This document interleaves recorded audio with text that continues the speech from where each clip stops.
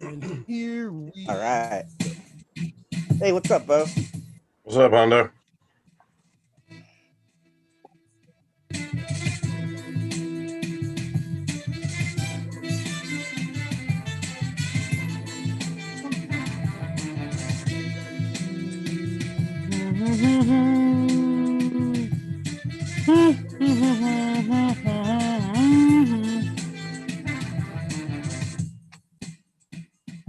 Alrighty, folks, welcome back to SF Company Hour number 47.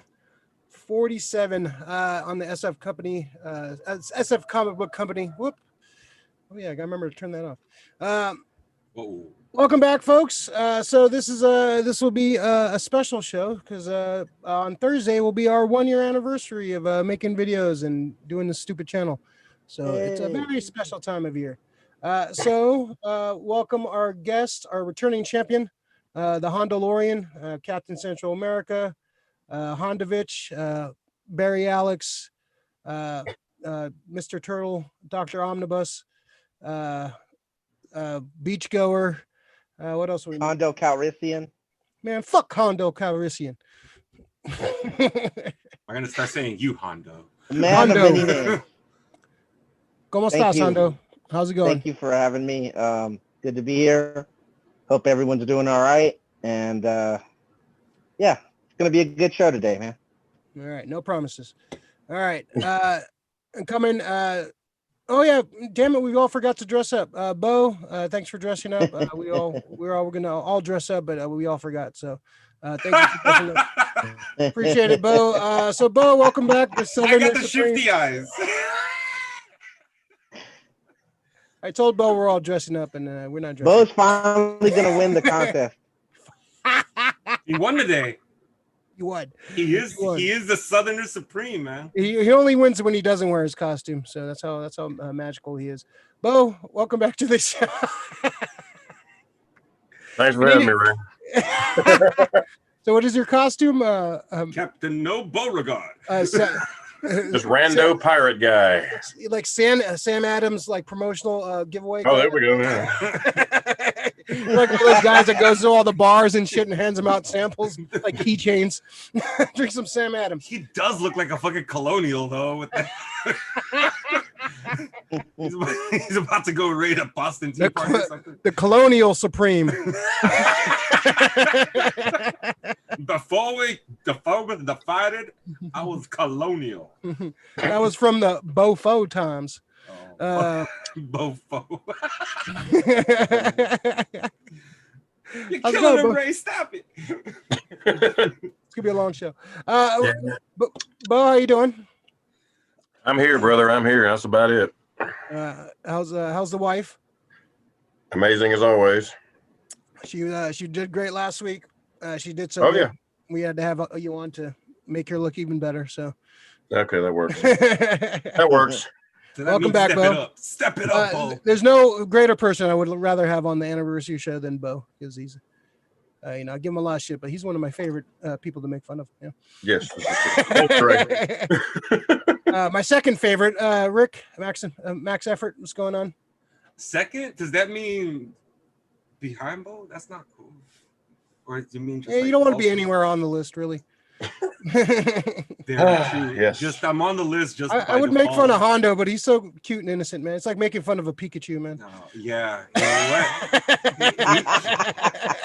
what? Hondo's like that thing in Evolution and shit. You know, the one that comes out the closet. Oh, look at it, it's so cute. It looks like a little dog. And then all of a sudden, it opens its mouth and tries to like gnarl your fucking face off. Then he starts trolling you. Yeah, exactly. And he never leaves you alone. He's trolling me, bro. Yeah. All right. So trolling. It's one of those trolling episodes, Hondo. You're gonna be hearing. Effort. Are you trolling me? Yeah, you guys get it out of your systems. Get it out of your systems. It's gonna be all show long. Let's do it. All show long. So since it is the 1 year anniversary, it's a lot of shit has happened in this last year. So was it our fault? Probably. This was the first sign.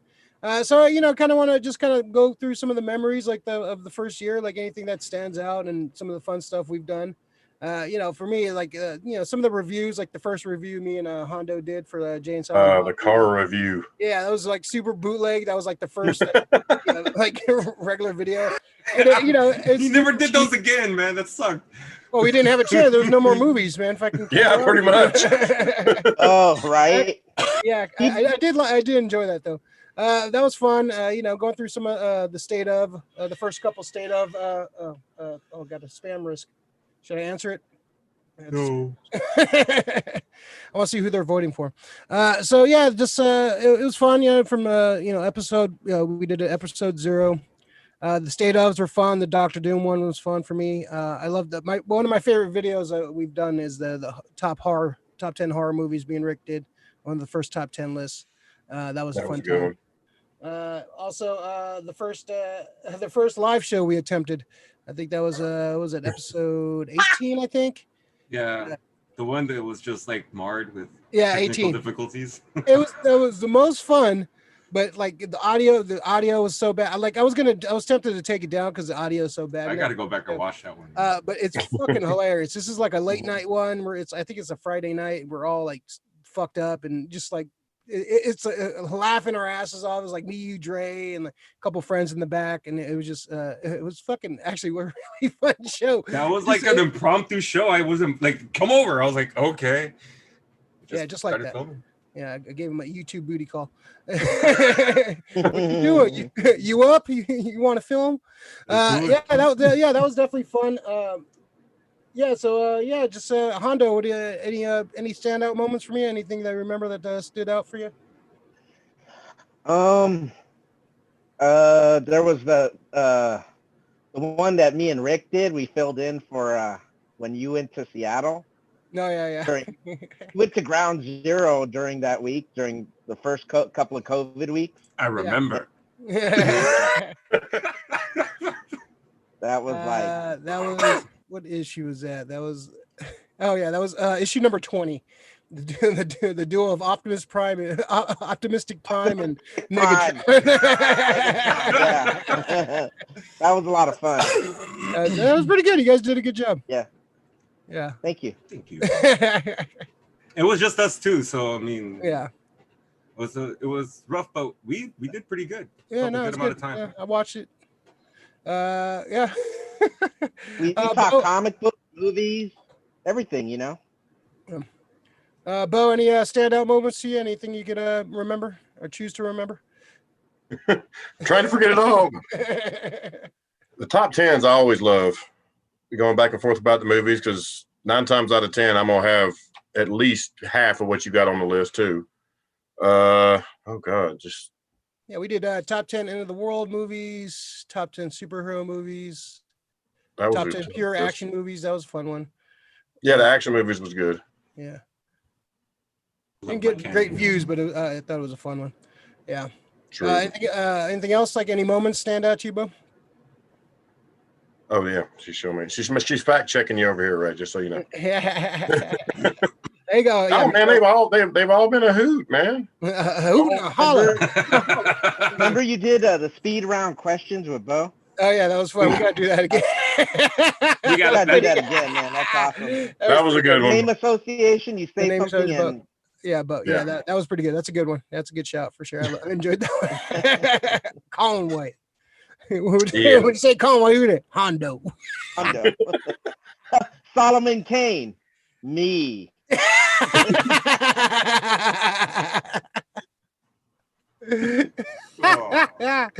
Oh man. What about you, Rick? Was some of the standouts, man? What's some of your favorite moments, episodes, and such? Actually, dude, like that first one was it's always gonna be memorable. Like, episode 0, issue 0. Other ones, Fritchie and look, I'm looking at it like, damn, man, we were so different back then. That was when Rick wasn't on camera. That's when the shows. That's when the shows were only an hour. Now it's now it's like Lord of the Rings territory sometimes. The other things, the top 10s are always fun. Doing any list is like really fun, and I'm looking forward to a bunch of fucking more good times. Where me and Ray are trying to plan some things out, and hopefully y'all jump on board and we get some fucking fun times going. Yeah, we'll see. It's a TBD on fun. TBD. The 20, like, oh man, I gotta go back and watch the 2020 preview. Like, no one predicted this shit. All right, yeah, the 2020 Oh. previews. I'll say, was it the movie trailer one? Because I'm super happy with some of my picks, but they're not even coming out this year, man. Nothing's coming out. Nothing. Dune was my biggest fucking. I was so excited for Dune, and then they showed the trailer, and they pushed it back. fuck, yeah, they pushed it back. So that, to me, that's the heartbreaking one, because I was excited as shit for Dune already, and then they see the trailer and it just ramped it up fucking like 20%. Also, one I really enjoyed episode was the top 10 of 2019. That was fun. That was a fun show. It was me, you, Dre, and Honda. Oh yeah, That was a fun top 10. that was a good one. Some like funny moments. The Flintstones incident. That was That's probably top. all my hilarious moments involve Rick in some way. So the Flintstone picture moment when Rick was so I would say inebriated that he did the same hidden gem 2 weeks in a row. Such confidence and gusto that he did not realize that he already did that shit week before. And the fact that Rick just fucking, you see Rick's fucking just face, it's just fucking melt. He literally melted from the chair and just disappeared. Oh man, that one's pretty good. And the bringing up the shirt again was fucking pretty hilarious. The gondola shirt. Oh, that shirt. Yeah. That should be. You missed that one, Bo. Yeah. When we actually dress up next week, you should wear that. Yeah. No, I got one of two, and I think I told you one of them. I'm just hoping the stuff comes in time. The stuff. So yeah, man. It's gonna be another fun year. We got hopefully some more stuff. Grow the channel a little bit more. I was looking at some of the views and stuff. We got a pretty decent amount of views for our channel.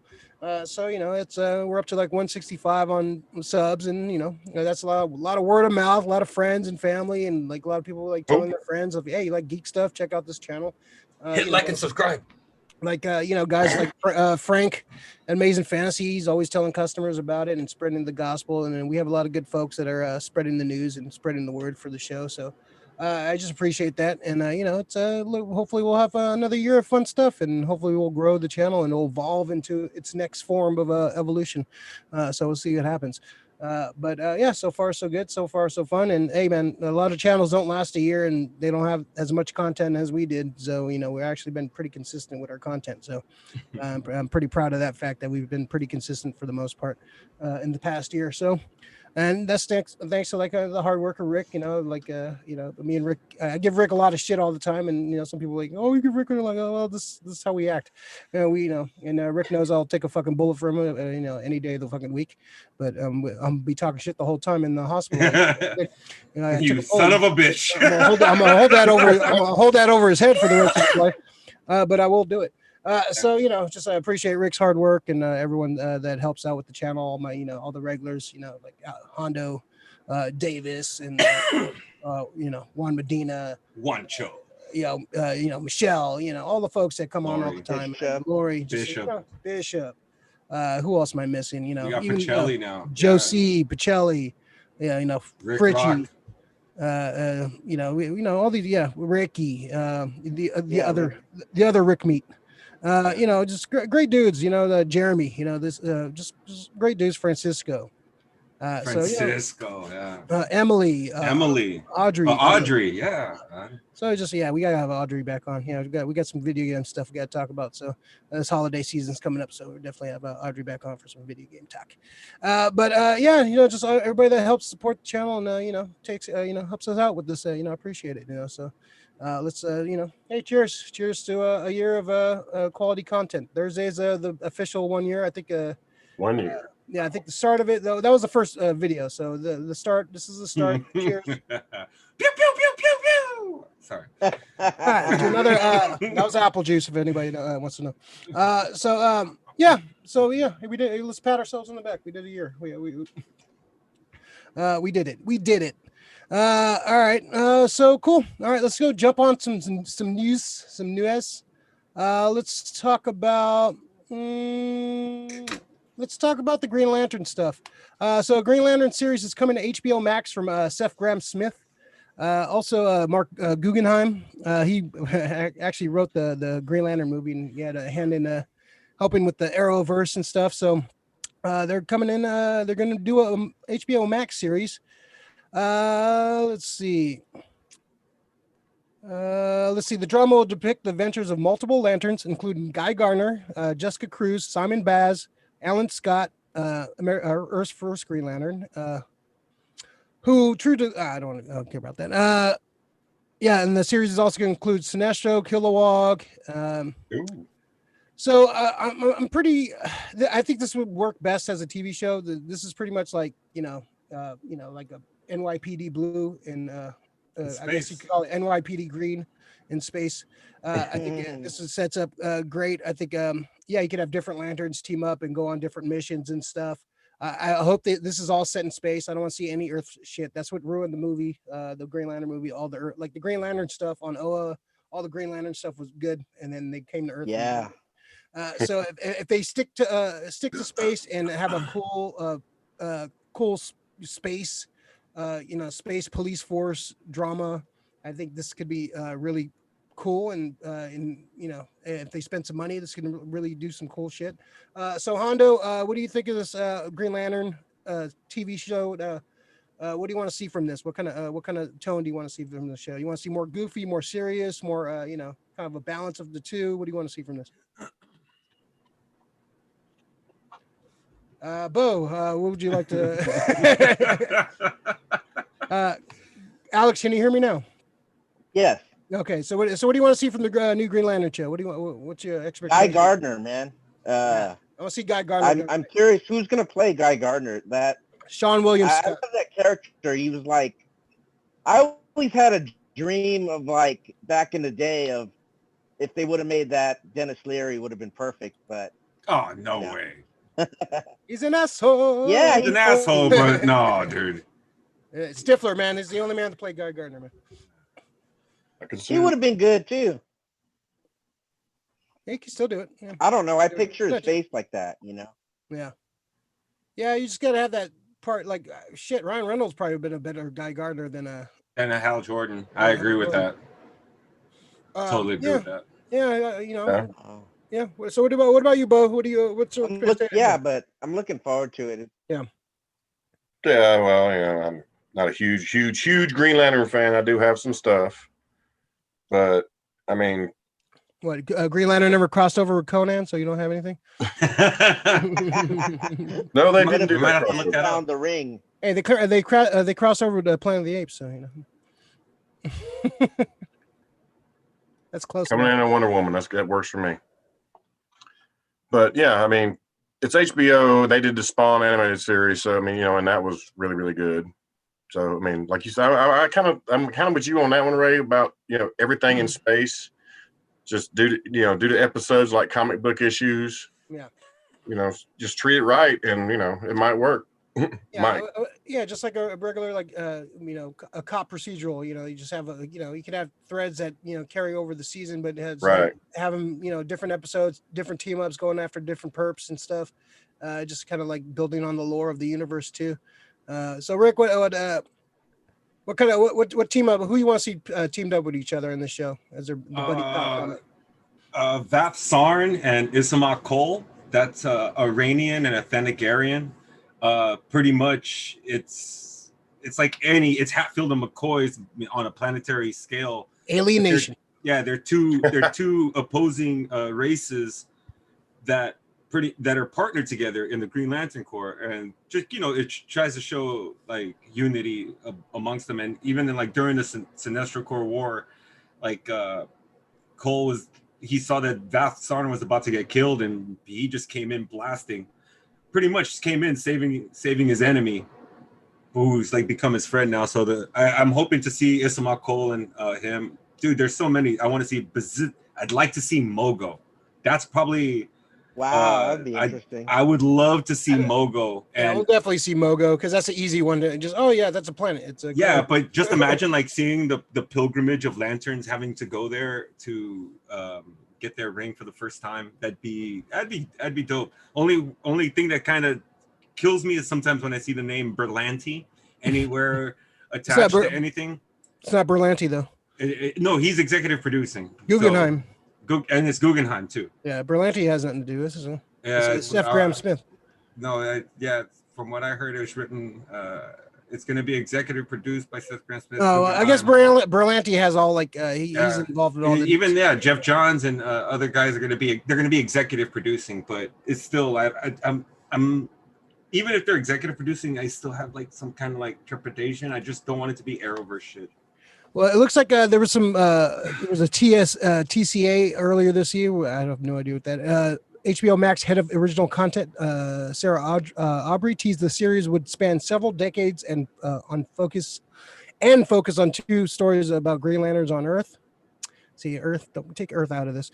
And said portion of the series will focus on fan favorite villain Sinestro.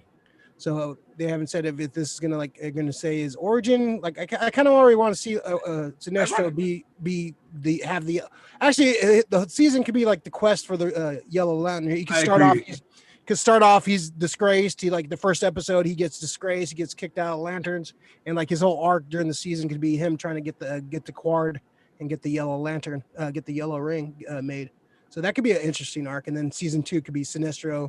Then you start introducing the Yellow Corp and the Sinestro Corps and shit. And then that could be interesting too. So, dude, there's like, if you've read any of like the Jeff Johns, like Green Lantern stuff, it's amazing.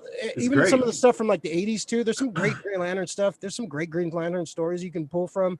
I think this is like perfect for I'm glad they're doing a TV show because I think this would work better as a TV series than and the effects don't have to be super like high tech because the Green Lantern like the energy is like it looks like CG like it's light beams. It's all light it is. So you don't have to. It doesn't have to take They don't have to look perfect like perfect CG renders of things. It's supposed to look like a fake fucking thing. It's a Green Lantern energy ring.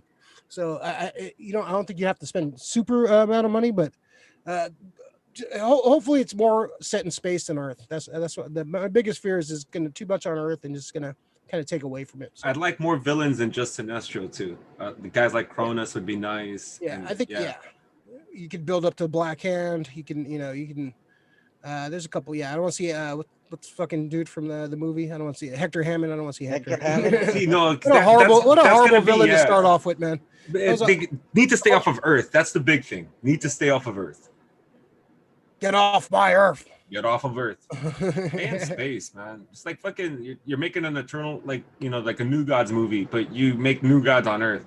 Like what the fuck? Really? Come on.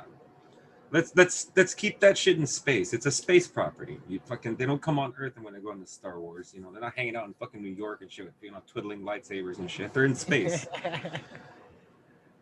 Sorry. He's angry. I did it again. All right. I did it again. All right. So I guess let me see. I'm gonna do this real quick. Let's see. Can I do this? Okay, here you go. All right, so we're just gonna go through these real quick. So is that Pattinson on the left right there?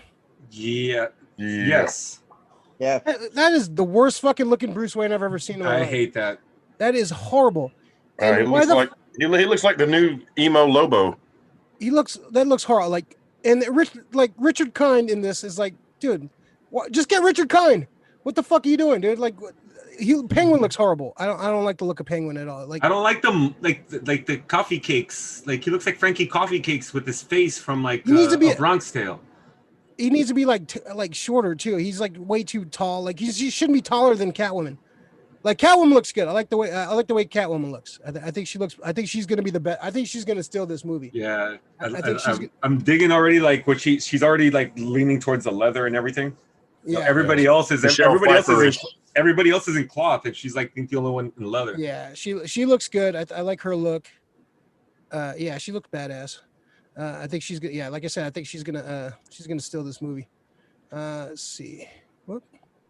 It's Tobey Maguire.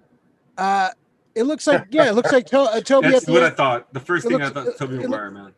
That doesn't look like Batman. I like the jaw. I mean, he's got a strong jaw for fucking Bruce Wayne, but couldn't like they just Nightwing. give him a better haircut? He looks like Honestly? Nightwing. It's like fucking. It's this Rick before he started growing out his hair, man. It's like this is before quarantine Rick right here. Look at this. Yeah. It was like a shot of the car. I'm gonna start a petition for Rick to be the new Batman. I would totally buy Even Rick though as he wants Batman. to be Yeah. Nightwing. He's tortured. Even though he wants to be Nightwing. That'd be cool. You know, they give me a good trainer for like what, 3 months, 6 months? Put me on a training program. I'd fucking be like Chris fucking Evans in like fucking 6 months and shit. Yeah. So far, I'm not feeling. No, I'm not. You know, I was trying to give. I'm hoping his acting skills can do it, but visually, no, you don't got it, bro. Like this fucking emo Batman shit gotta go. You give me the Heath Ledger argument. That's whatever. It's I don't know. No, but you know what? The moment they started showing us images of what Heath looked like I mean, nobody could say shit. They're like, huh? It left you a question like, now I kind of want to check it out. I want to check it out. This, I was in that camp of I wanted to check it out. Now I'm looking at him like, the more I see of this movie, the more I'm like not juiced about it. But we'll see. Maybe I'll change my tune when it comes out. I'll be like, oh man, it's the greatest Batman movie ever. But so far, I'm not impressed about anything. All right, let's see. Krista, happy anniversary. Thanks, Krista.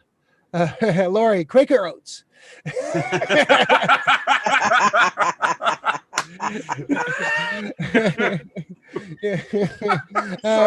Rick is an honorable mention. The time Rick forgot he used Zelda 2 times. Bishop Bo, peace, y'all. Thanks, Bishop. Let's see. Gen Expectations. One of my favorite episodes is unboxing of the McFarlane Batman statue. That's a good one. That's the most viewed. Man. That's the most viewed video on our channel by like 200 views. So jealous. I need more McFarlane statues to unbox. Yeah, if we just do a show about McFarlane unboxings, we'd be rich. Krista, the one with you and you guys were all feisty nerds. That's every show. That's every show. That's pretty much every show. And Connors, happy anniversary. Thanks, you. Ann. Lori, yeah, congrats, guys. Honored to be part of the shows. Bishop, pew pew pew pew. Love that. Davis, idea to get more subs. Bo does the weather of various fictional cities in costume. Hey, Bo, that sounds like a good idea, dude. What's the weather like in Gotham right now, bro? So today in Metropolis, it'll be sunny. It'll be dark and rainy.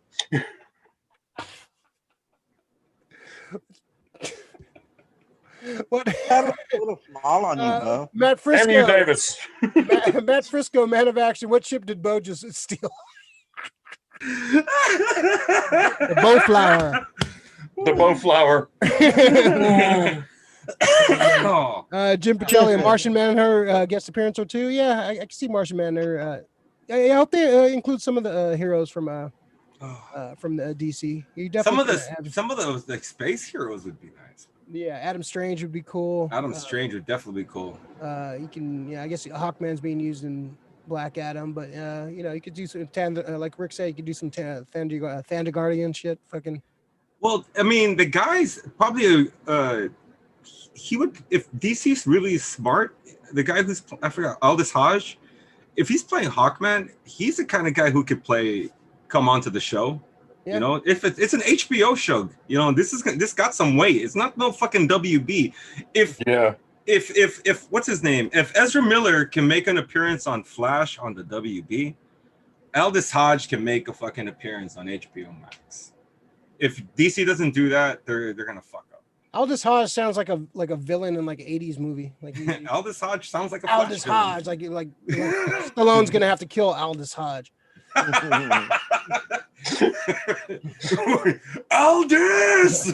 Hodge. So yeah, if you're watching right now, like the video if you can, help us out. It helps with the algorithm for sure. And if you're not subscribed, no, you want to encourage them, not scare them. Oh, okay, sorry. Look, subscribe. Unfriend.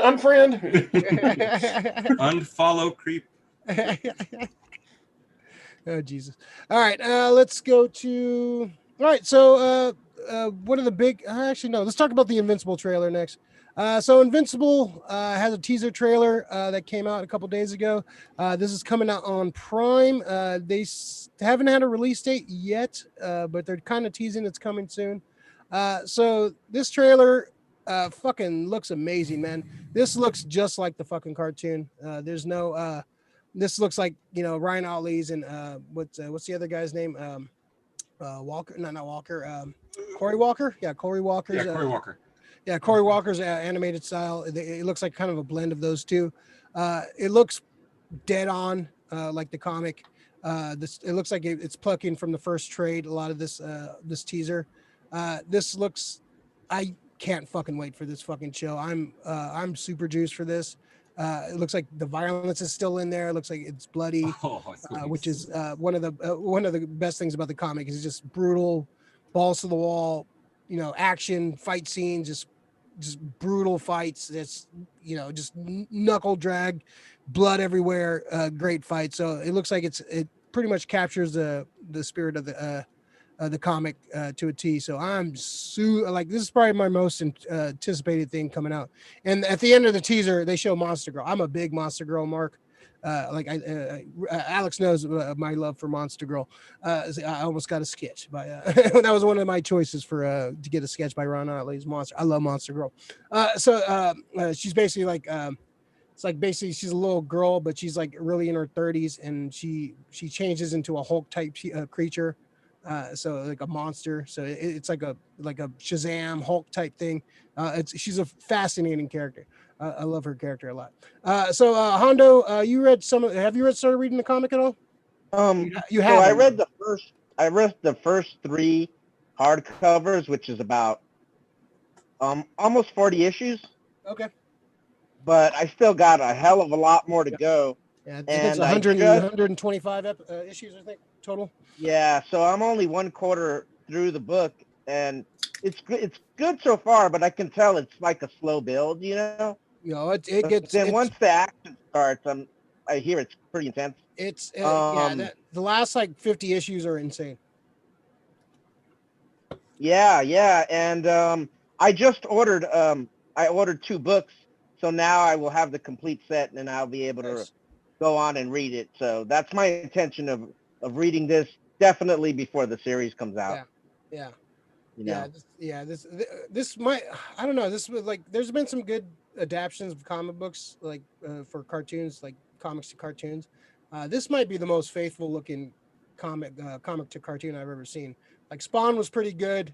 It was good. There's certain cartoons that kind of, like the Max was pretty good on MTV back in the day. The Max was actually, as far as like adapting the art style and like the comic book stories into a cartoon. So I think this is like one of the most accurate fucking cartoons like to come out and really stay faithful to the comic. This is produced by Seth Rogen and his partner. I forgot the guy that produces all the movies with him. So those guys are on fire, man. They did The Boys. They did Preacher, and they're big comic book nerds. Like if you've seen what was it, The Long Shot? The movie Long Shot. Evan Goldberg. Yeah, Evan Goldberg. Yeah, you can tell Seth Rogen is a big, comic book fan. Comic nerd. I don't want to spoil the scene in the end because I laughed my ass off. I laughed my ass off, but you can tell he's a big comic nerd. So, Bo, you haven't read any of the? I have not, but man, I saw the trailer. It looks amazing. Yeah, I think you actually would. J.K. Simmons doing the voice. I'm like, oh, I'm down. Yeah, I think actually that's one of the books you would probably dig the most. I think it would be I think you'd love that book, Bo. To tell you the truth, man, it's a great world. Because it's like a combination of like Spider-Man and Superman, right? Like teenage Superman, kind of yeah. So his father's like pretty much Superman. Yeah, I definitely. I'm gonna watch it. You said it's coming on Prime, which awesome. Yeah, Prime is great. I think Prime has some of the best shows on TV. Yeah, they shocked it with that one, man. Yeah, Prime's been killing it, and they're coming. They're getting coming to America too. At the end of the year too. So yeah, just Prime. Like I think I get probably the most joy out of my Prime, deal. I think I have. So, Rick, you've read most of the comic. You got what, like another 50 to go? I got about probably I got another 30 to go. Another 30, okay. Yeah. So what'd you think of this trailer? I'm fucking on board, man. It looked like from what the trailer showed you, it looks like you were seeing animated certain panels from the first 6 books, which is great. And like I was going through the voice cast, dude. They got a line of people. Zachary Quinto, he's doing the voice of Robot. Oh, nice. Yeah, Carrie Payton, he's doing Black Samson. Most of the people are because it's Kirkman, have worked on The Walking Dead. Yeah. They got Mahershala Ali as Titan.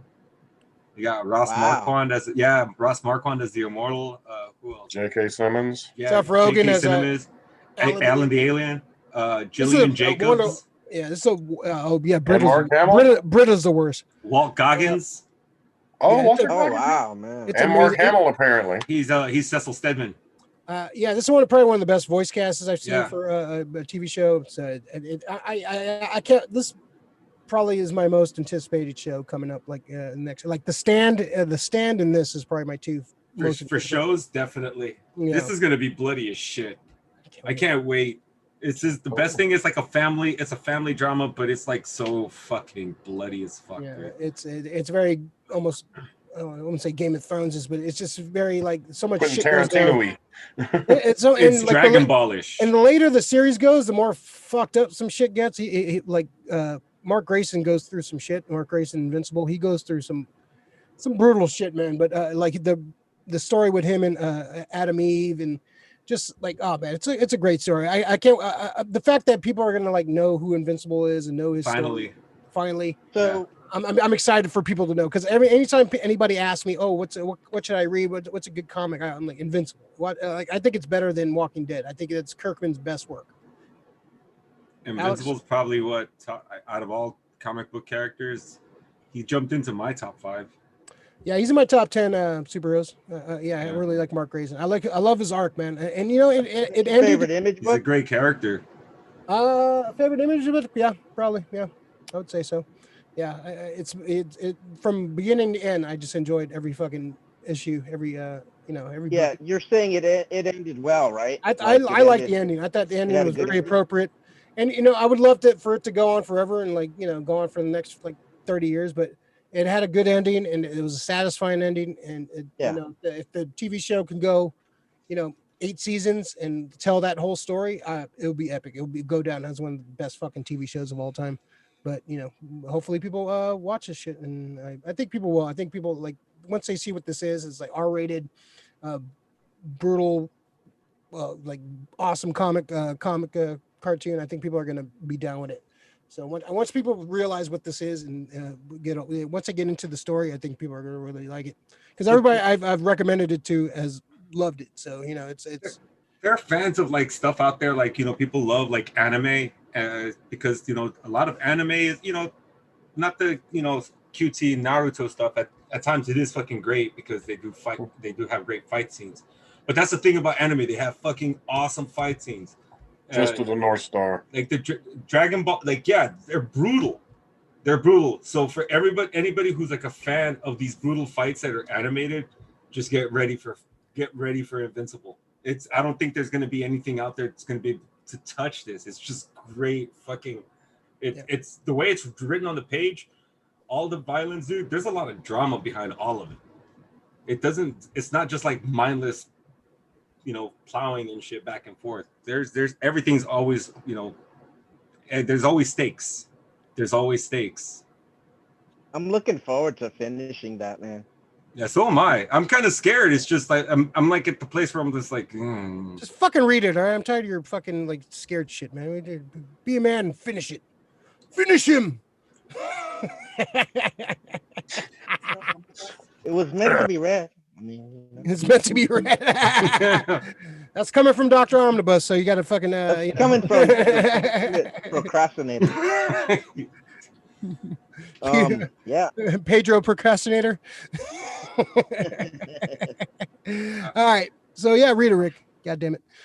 So one of the big stories that dropped this week looks like Benedict Cumberbatch is coming into the Spider-Man 3 movie.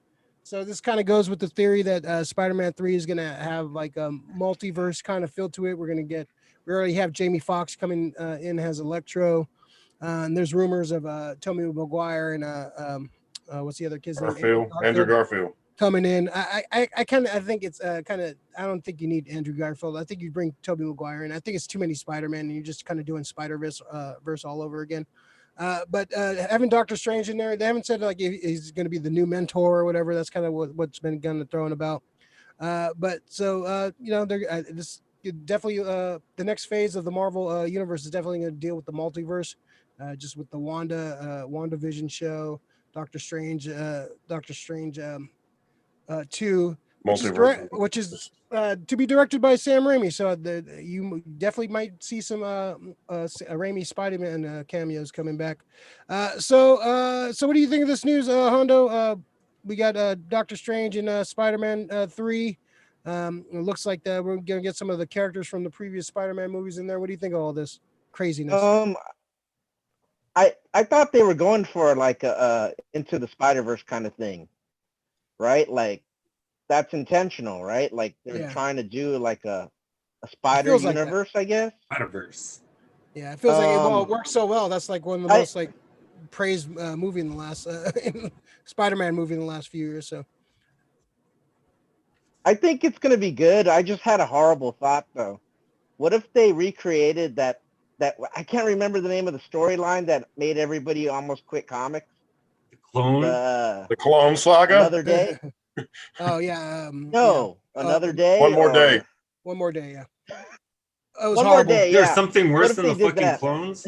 One More Day is basically not. And that's the way nobody knows Parker's identity. I think that's what's going to happen. I think Doctor Strange is going to take. Spoiler alerts for Far From Home. He gets revealed to the world. I think at the end of the movie, Doctor Strange is going to pull a spell out and take it away, and everyone's going to forget Peter Parker's Spider-Man, which I think is going to be like probably like one of those sad endings where like even like fake MJ and like all the people that knew who he was. Fake MJ. They're all gonna forget who Spider-Man is, Peter Parker. So that's kind of like a starting over for the character. So I don't know, Bo. Yeah. Any characters from the previous Spider-Man movies you want to see come back? I think we talked a little bit about this last week, but what do you think, Bo? Well, I'm thinking. Are you talking about the McGuire's? Well, I mean, Alfred Molina as Doc Ock would be a great one to come back. Yeah. I love him as Doc Ock. The lizard from the first Amazing was all right. I mean, the Goomba? The Goomba? Yeah. From here down, he looked great. From here up, the face, it was a better face, huh? Goomba. It was a lizard face. It wasn't even a lizard face. I mean, how hard is it to put a snout on a lizard? Come on. But yeah, I mean, if you get the right glue, yeah. They can't relate. That's why they don't do it. They can't relate to him. Well, they don't. I mean, they always do this. They change costumes from the comics to, about the only one that stayed true is Superman and Batman. And there's different Batman costumes. Bat nipples. Really? Come on, man. Yeah. It's better than emo Batman. I tell you that. I would agree with that. Bad costuming, Bo. Bad costuming on that movie. So Rick, there's so many things you can go with this story. You want to? Do you want to go? You want to go heavy into like the multiverse and bring all these characters in, or kind of have like a little, like a little scene with Toby and like kind of have like him come over for a little bit. I don't know if I want to see Toby for a whole nother Spider-Man movie.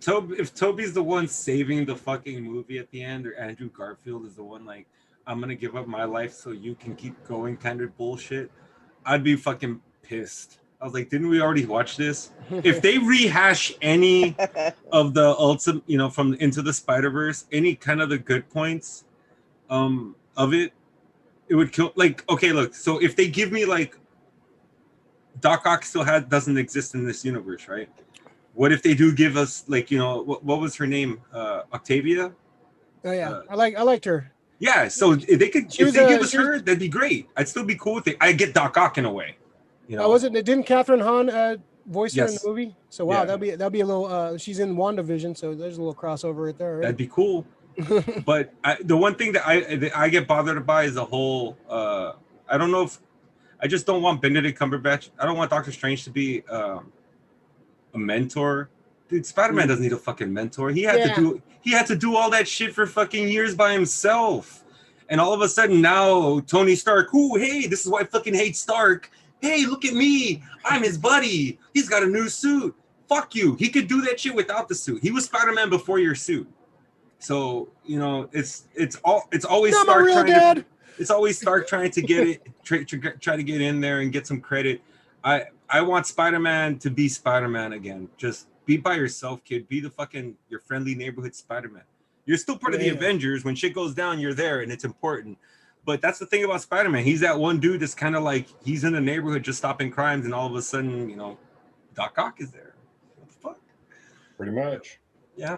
You know? Yeah, this could be it's gonna be a fun movie. Like I think this is gonna I think I trust the director. I like the director. The first two movies are fun. They were great. I like the first one a lot. I like the second one a lot. So I'm excited to see this next phase. He's definitely one of my. I think he's definitely the best Spider-Man. Hey, did you enjoy Mysterio? Yes. I like Mysterio. That Spider-Man scene with Mysterio is probably one of my favorite Spider-Man scenes in any of the movies. Like other than after probably Doc Ock. The battle with Doc Ock, that's probably my second favorite Spider-Man fight because I envision like when you think of Mysterio, like I've always wanted Mysterio as a villain. I love Mysterio and he's perfect for a movie because his power is special effects, and you can do anything with special effects. So it definitely was a trip and a mind fuck. So I definitely want to. Yeah. I don't think he's dead either. I think Mysterio's still alive. You know, I think he's alive too. Yeah, so I think he's definitely Mysterio lives. Yeah. Sinister Six. Sinister Six, yeah, I think they're building up. So you think you want to see some like new blood come in for some of the older villains? Like if they bring in Sandman, do you want to see somebody else replace him? I saw somebody had to do like a fan art of John Cena has Sandman, which actually you know what? Cena's been getting better, dude. Yeah, I don't know if he can do a serious role, but he's getting better as fucking comedic. Yeah. Well, Sandman's kind of a goofy character, anyways. He's not, taken too seriously. Thomas Hayden Church actually did a pretty good job. But I probably the best thing in that movie was him. Yeah. But I didn't like the arc tying to his Peter Parker. Yeah, no. That felt so. That movie's just already had so much shit forced in there already, and you're gonna force a fucking plot about Uncle Ben's death. That's fucking so stupid. That movie's a mess, anyways. I'd like to read what his original screenplay, if he has one for that. Without Venom. Yeah, I think it was the Lizard. I think it was like the Lizard and Electro or some shit that was going to be villains. Or no, it was no, I think it was Vulture. No, it was Electro and Sandman, and then I think no, it was sorry. No, Vulture was going to be 4. Okay, yeah, that's right. Yeah, Vulture was 4. It was going to be John Malkovich as Vulture. Yeah, that would have been awesome. That would have been awesome. Hey, did you guys see that picture of the actor who played Ned Leeds? He lost hella weight and he's supposedly cut. What is he trying to and stuff? And so that now somebody speculated, is he gonna play the Hobgoblin?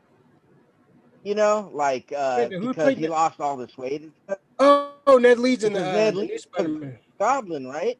Oh, okay, wow. Yeah, it is the Hobgoblin. For some reason, I was going to the first movie for some reason. Look at the Instagram pictures. He's all thin, man. He lost hella weight. Yeah, I could see that right now. Damn. And Ned, like one of the searches, Ned Leeds ripped. Right? Like as soon as you pop it pops up on Google. Oh, yeah, good for him, man. Yeah. Maybe like, hey, if you want to like do the next phase of this character, lose some weight and we'll put you in a suit and do some cool shit. But it's not it's Hobgoblin. You said that. I thought you said Green Goblin. I was like, every time I see pictures of him like without his like hair, he just looks like he's a 40-year-old man. He puts the hair on, he looks like he's fucking so that's good. Yeah, I wouldn't mind seeing a Hobgoblin. I like a Hobgoblin. You could do some cool shit with that. They need a goblin, dude. But they already kind of went down that road with Harry, like his best friend turning into a goblin. And that was cheese. It looked like it was cheese, bro. I don't know if that was the third movie, man. And it would be out of character for like the Ned Leeds. He's not that kind of character. I don't. That'd be stupid if they tried to force him to be Hobgoblin. And then who was it? Dane DeHaan? Was that the kid's name? His fucking yeah. Green Goblin, his like the what Beavis? No, Oh, man, none of yeah. that shit. Let's not bring him back either. Let's not Yeah. keep him out of the Spider-Verse, bro. Yeah, Because he's young enough where they probably bring him in. You can bring in what's her name, Emma Stone as Spider Gwen. Oh Yeah. yeah, Yeah. that'd be a good one. Would they go younger though? Because they might bring in Miles, right? I don't know. He's already been hinted at. It's just, they don't need to hook up. Like that's weird. That's weird. That's a forced relationship. Let it Yeah, go that's true. naturally. Let it go naturally. Let it happen. All right, cool. All right, Damn. so that was a lot of news. Goddamn. King Jelly Bean. This was a busy week. All right, so we're gonna jump into our list. Hey, if you're watching, like the video, subscribe if you haven't subscribed. Like and subscribe. Like and subscribe. So cool. All right, so now we're gonna do top 5 zombie movies.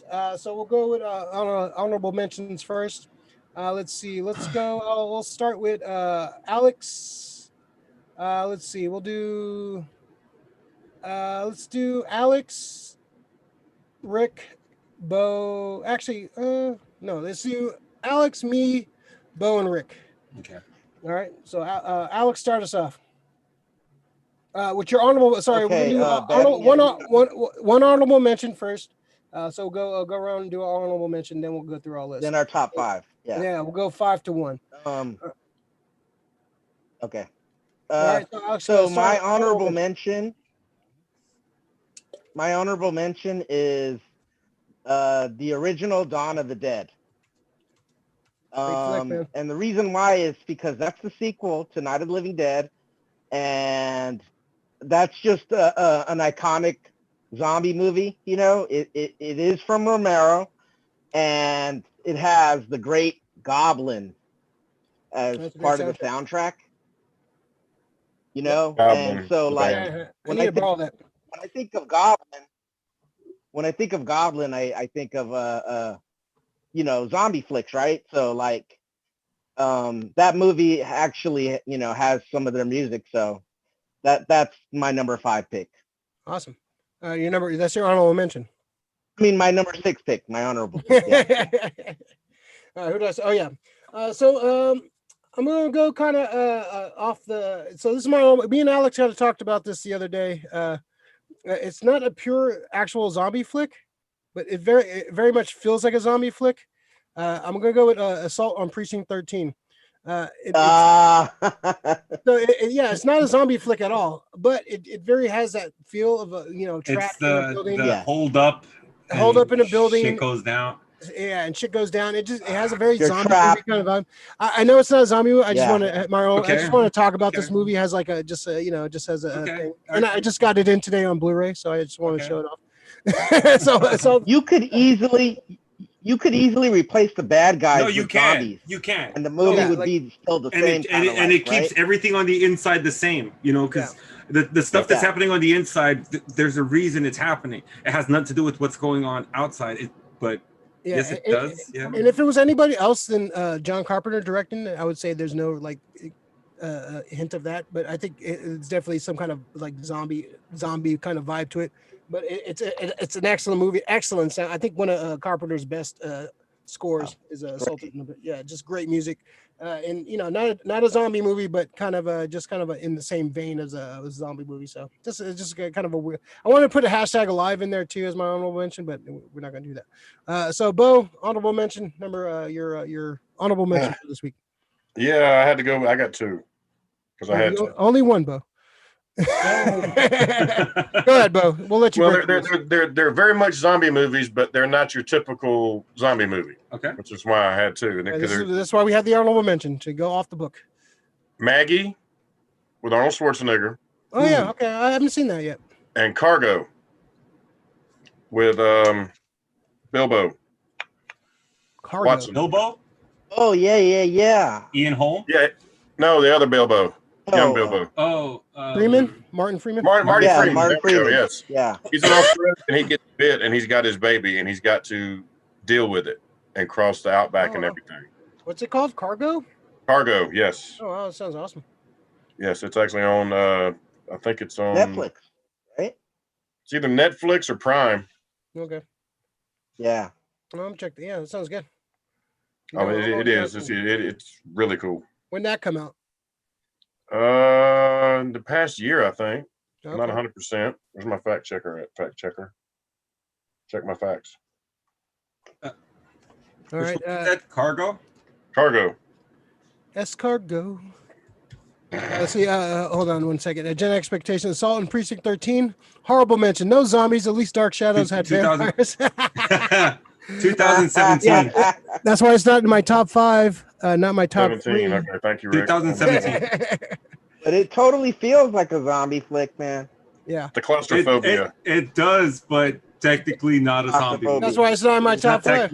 yeah. Yeah. Okay. That's why it was an honorable mention. Then put alive in, man. Yeah. Hashtag alive. All right. Put alive in.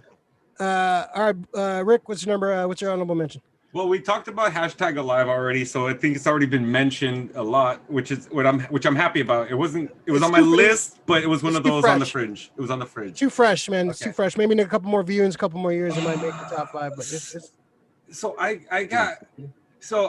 had one, but it sucks because fucking you gave me that fucking Assault in Precinct 13, and I wasn't sure if one of mine was even close to being on the list. So I'm gonna throw that motherfucker out tonight too. All right, so mention, man, throw it out. This is your wasted pick right here. Yeah. So the first one is the first one, of course. Okay, honorable mention, Train to Busan. Everybody knows about it already, but for people who don't know Train to Busan, so now my real honorable mention, Night of the Creeps. So all right. Okay. I'll give you that one. Night of the Creeps, technically not a zombie movie. Yeah. But a lot of the same things that happen in a zombie movie, you know, you're shooting things in the head, you're destroying things, you have to burn them. The guy loses his best friend, one of the most touching fucking scenes. A lot of nods to the horror gods in the names of all these characters, which is awesome. This is true. Yeah. So yeah, that's great. I love that little tidbit. everything. It's love letter to like those old 50s horror Tom style Atkins movies. is amazing as the cop. Atkins is a thrill me, baby. Fred Thrill Decker. me. Fred Thrill Every Decker time he directs answers it. the phone. Yeah. Yeah, Thrill Fred me. Decker directed the Decker. Great Monster Squad. Yeah. I love all those like 80s movies that were just paying tribute to all the B movies from the 50s. Like it was that's why like the 80s is just great. The frozen subject in the fucking college in the college morgue somewhere, you know. So it's not a zombie movie. Yeah, it's like it'd be alien invasion movie kind of. Yeah, that's allowed for your honorable mention. Yeah, so we'll throw that out there. Night of the Creeps. It's a good pick. Yeah, I just rewatched that recently. I love that movie. It's a great movie. Yeah, it's weird as fuck, but it's great. All right, cool. All right, let's get some good honorable mentions. All right, let's jump into it. Alejandrovich, what's your number 5? Oh, by the way, I just wanted to mention, I bought this book yesterday. Oh, nice. He's cheating. That's his Zombies on film. He did that, or he's doing a lot of homework. Zombies on film. Well, Zombies on film. When you I was book somewhere. I think the Rand fans in the chat now, are there?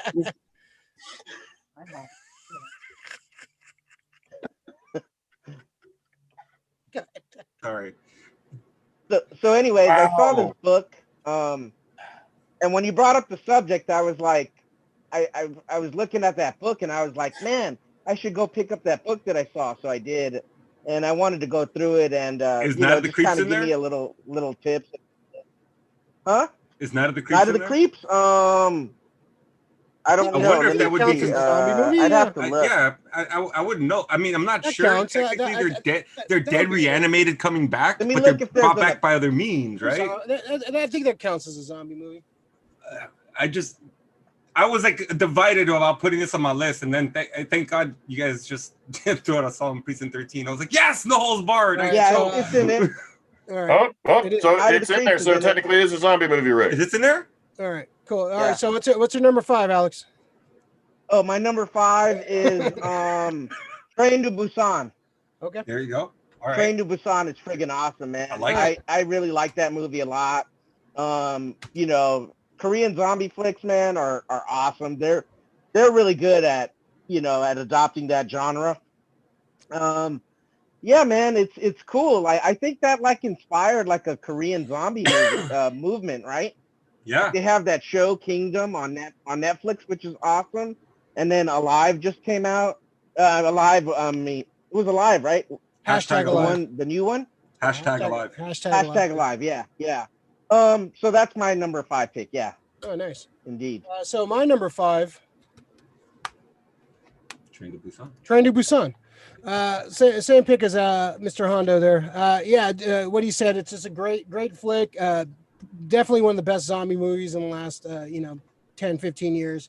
I think the zombie genre has kind of like had a kind of a like not a setback. It just kind of been overdone.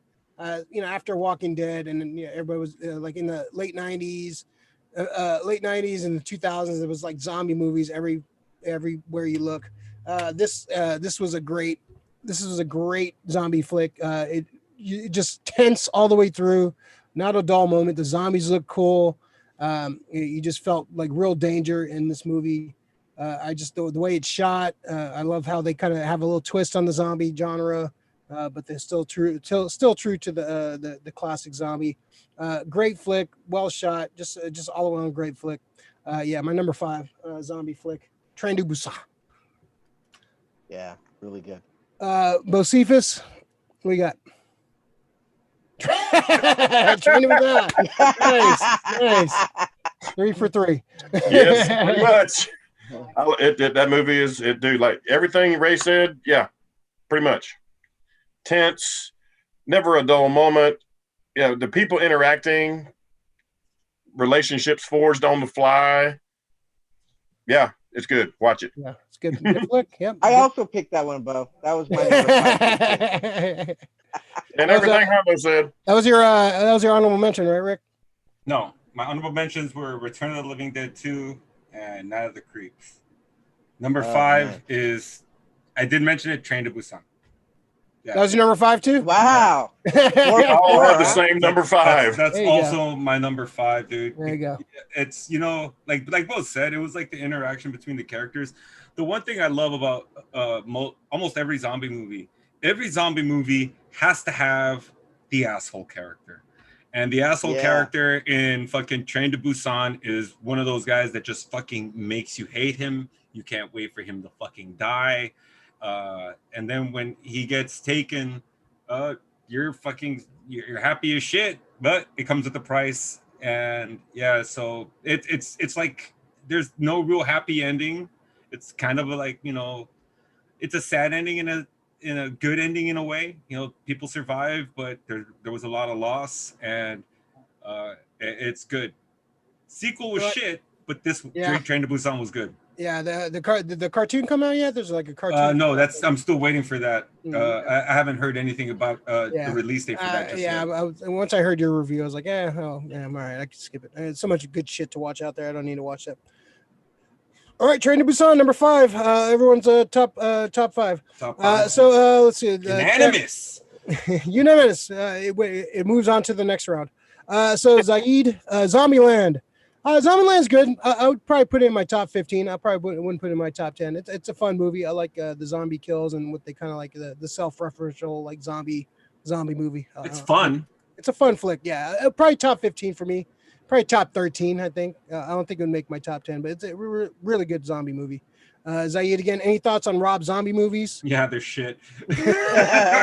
Rob zombie movies. Sorry. I mean, I'm visually cool, but he's a hack. Yeah, I'm not a huge fan of Rob Zombie, and I just, I'm not never really juiced to watch any of his movies. Yeah, I haven't been impressed. I've been meaning to go back and watch his Halloween, just because I kind of, First one's okay. I kind of don't yes, remember it too well. It's the second one's shit. Yeah, I don't like his style doesn't really get me juiced. So he's not making the top 5 zombie movies. I tell you that. Let's see. I don't even think I'd make a top 5 Rob Zombie movie list and shit. I make a negative 5. Let's see. He's great in concert, man. Yeah, that's about it. Concerts, man. Stick to the hard music, man. I think the greatest thing he ever did was Edge's theme from back in the day. Never gonna stop. Yeah, never gonna stop. That was a jam right there, man. That was the best thing ever, man. I don't know why you changed it. That was a fucking jam. Gen Expectations, the dad in Train to Busan was a douche most of the film, but awesome zombie flick, yeah. Hey, you need those he was characters. redemption. His redemption was great, though. I think in every like zombie movie, there has to be that asshole. It has to be an asshole. That makes the situation way worse than it has to be. Well, you know what? We got to call out the asshole in all these movies now. That's the trope. Asshole. Asshole. Asshole. Dennis Leary of all this. Zaid, LOL. Yeah, sorry. hope you're not a big Rob Zombie fan. Did he show up because it was like top 5 zombie movies? Like, Rob Zombie? Yeah. Let's see. All right. So let's go number 4. Hondo, number 4 on your top 5 zombie movie list. Number 4, 28 Days Later. Okay. Mm-hmm. I dig the modern zombie flicks, man. They're just cool. They're well made. They got good budgets. They got good actors. That one has Cillian Murphy and some others that I haven't seen it in a long time though. Yeah. Brendan Gleeson. Brendan Gleeson. Yeah. There you go. Yeah, it's just good, man. It gets tense progressively, and that's what I want out of a zombie flick, right? Like, you fight your way out of something, and then you're cool for a minute, and then something else breaks out, and usually it involves the other survivors, like people turning on each other and shit, Yeah, so that is my number 4 pick. Yeah. All right, number 4 for me, I'm going to Night of the Living Dead, George Romero's, the 1990 version, directed by Tom Savini. This is the color remake. This came out, was it 90, right? Yeah, 1990. So yeah, the original is amazing. The original is great, and it's in my top 10 zombie movies. But I like this one better. You got Tony Todd in here as the main. I think he's a better Ben. He's a better Ben. I like Barbara better in this movie because she's not a timid, timid. She's got balls. Woman. She's like Ripley. She turns into Ripley, though. Yeah, she starts off as the fragile, person, yeah. and she gets badass towards the end. I really like the directing by Tom Savini is actually pretty good. I'm surprised he didn't direct some more stuff after that. But it's a really good it's really good remake. I prefer this to the original. I think they're both really good, and the original's a classic. You can't go wrong. The black and white, it's a really great movie. But I prefer this one if I'm going to show people a zombie movie. This is the one to go with. I like the style, the way it's shot, the tone of it. He really did the original justice, and I really like the effects in this, and I just like all the actors a lot better than the original. So I would go with Night of the Living Dead, the remake, 1990 remake, directed by Tom Savini. So that's my pick for number 4. Bo, which is number 4? Nice. I'm guessing y'all are going to have this higher on your lists, but Shaun of the Dead. Shaun. Great movie. The zombie comedy. A zombie, if you will. A zombie. Zombie. Yeah, Simon Pegg and just you can't go wrong. The humor's there. They basically say every line twice in the movie, which is hilarious. And most people don't really catch that, but they do. They say almost every line in the movie gets said twice. I actually sat down and figured that out. You don't like electro rock. You don't like electro rock. I remember Red on You. You got a bit of red on you. Yeah, so everybody's seen that one. So just that's just a fun movie, man. yeah, Edgar It's Wright. so That's part of fucking his fun. Cornetto trilogy, of course. The other two, World's End and oh my God, Hot Fuzz. Hot Fuzz, Fuzz. yeah. This was his first one. Yeah. And highly recommend it if you want to laugh. Yeah. It's funny. Have you seen Spaced? Oh, the show? There's a little precursor to Shaun of the Dead in there, and there's a little zombie. And it's an awesome scene, man. Yeah, it's an awesome scene. It's every gamer in you when you see that scene.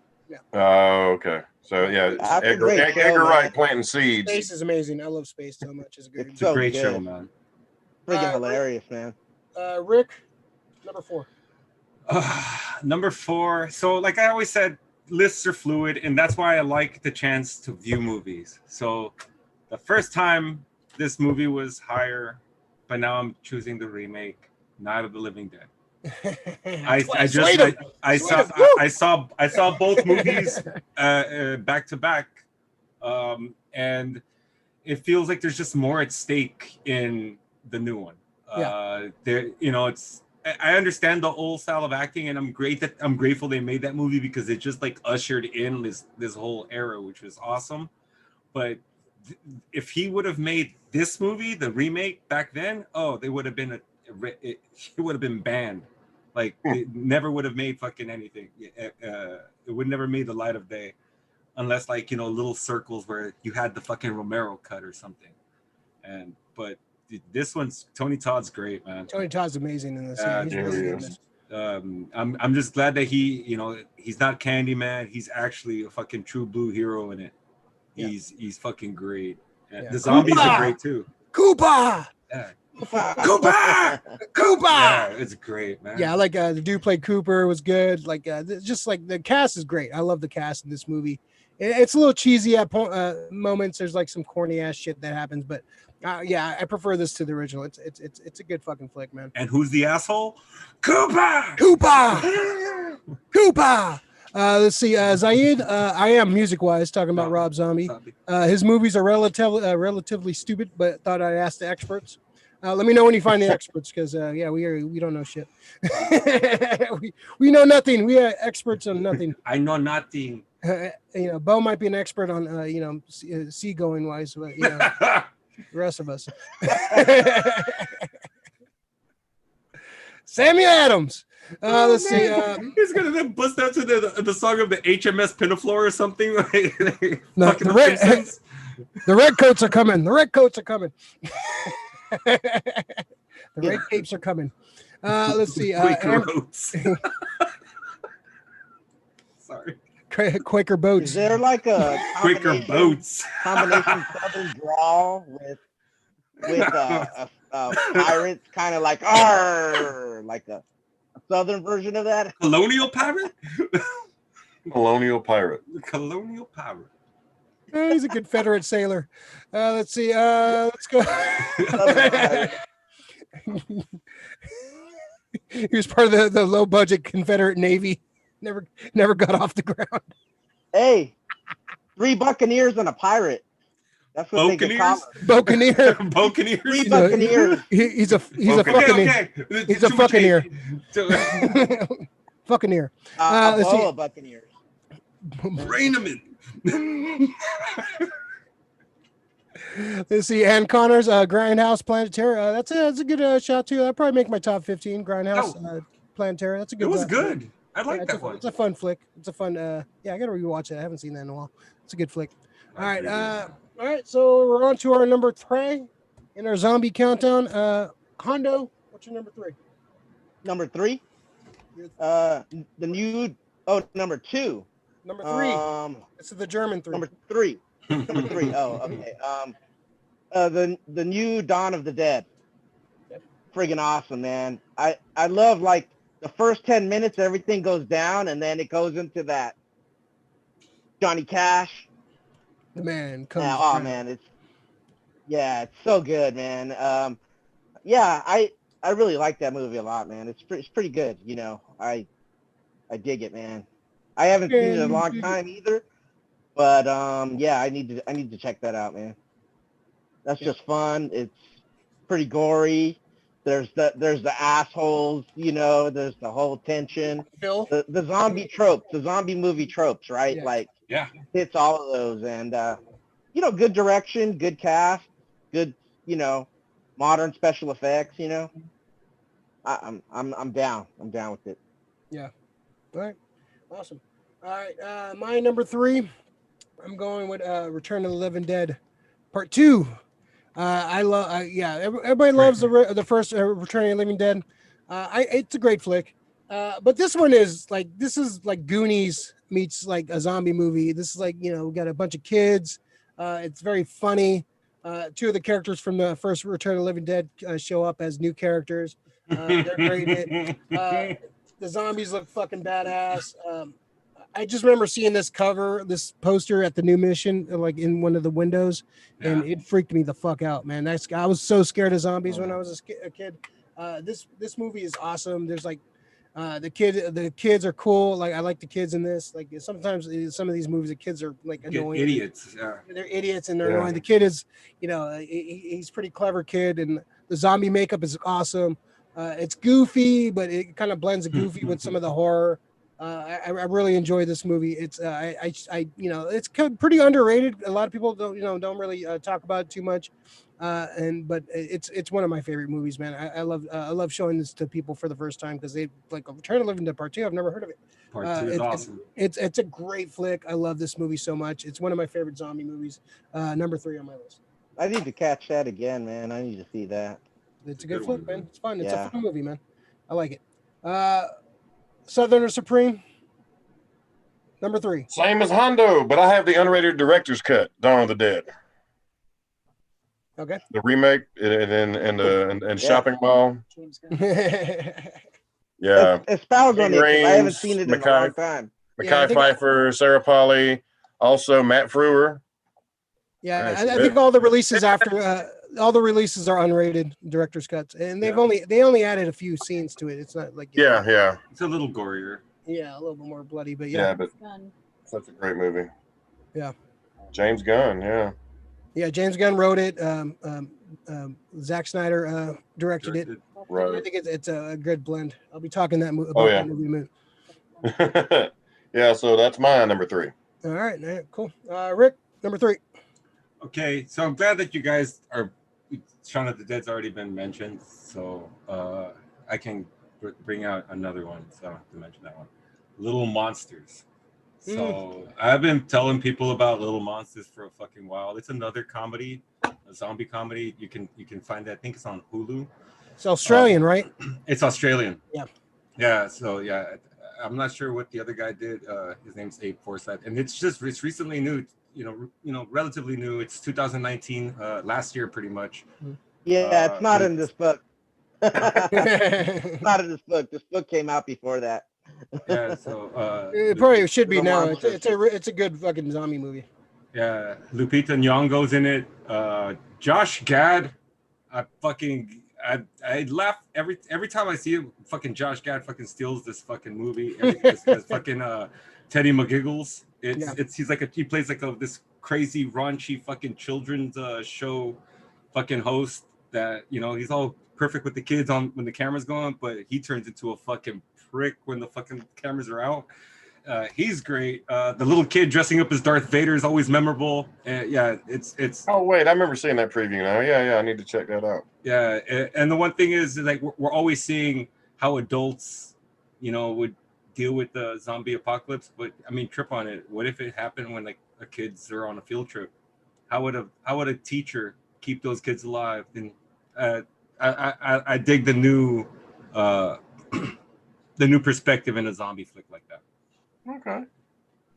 Yeah, it's good. It's a very good. Lupita Nyong'o's excellent in this. Yeah, the cast is really good. Yeah, Little Monsters.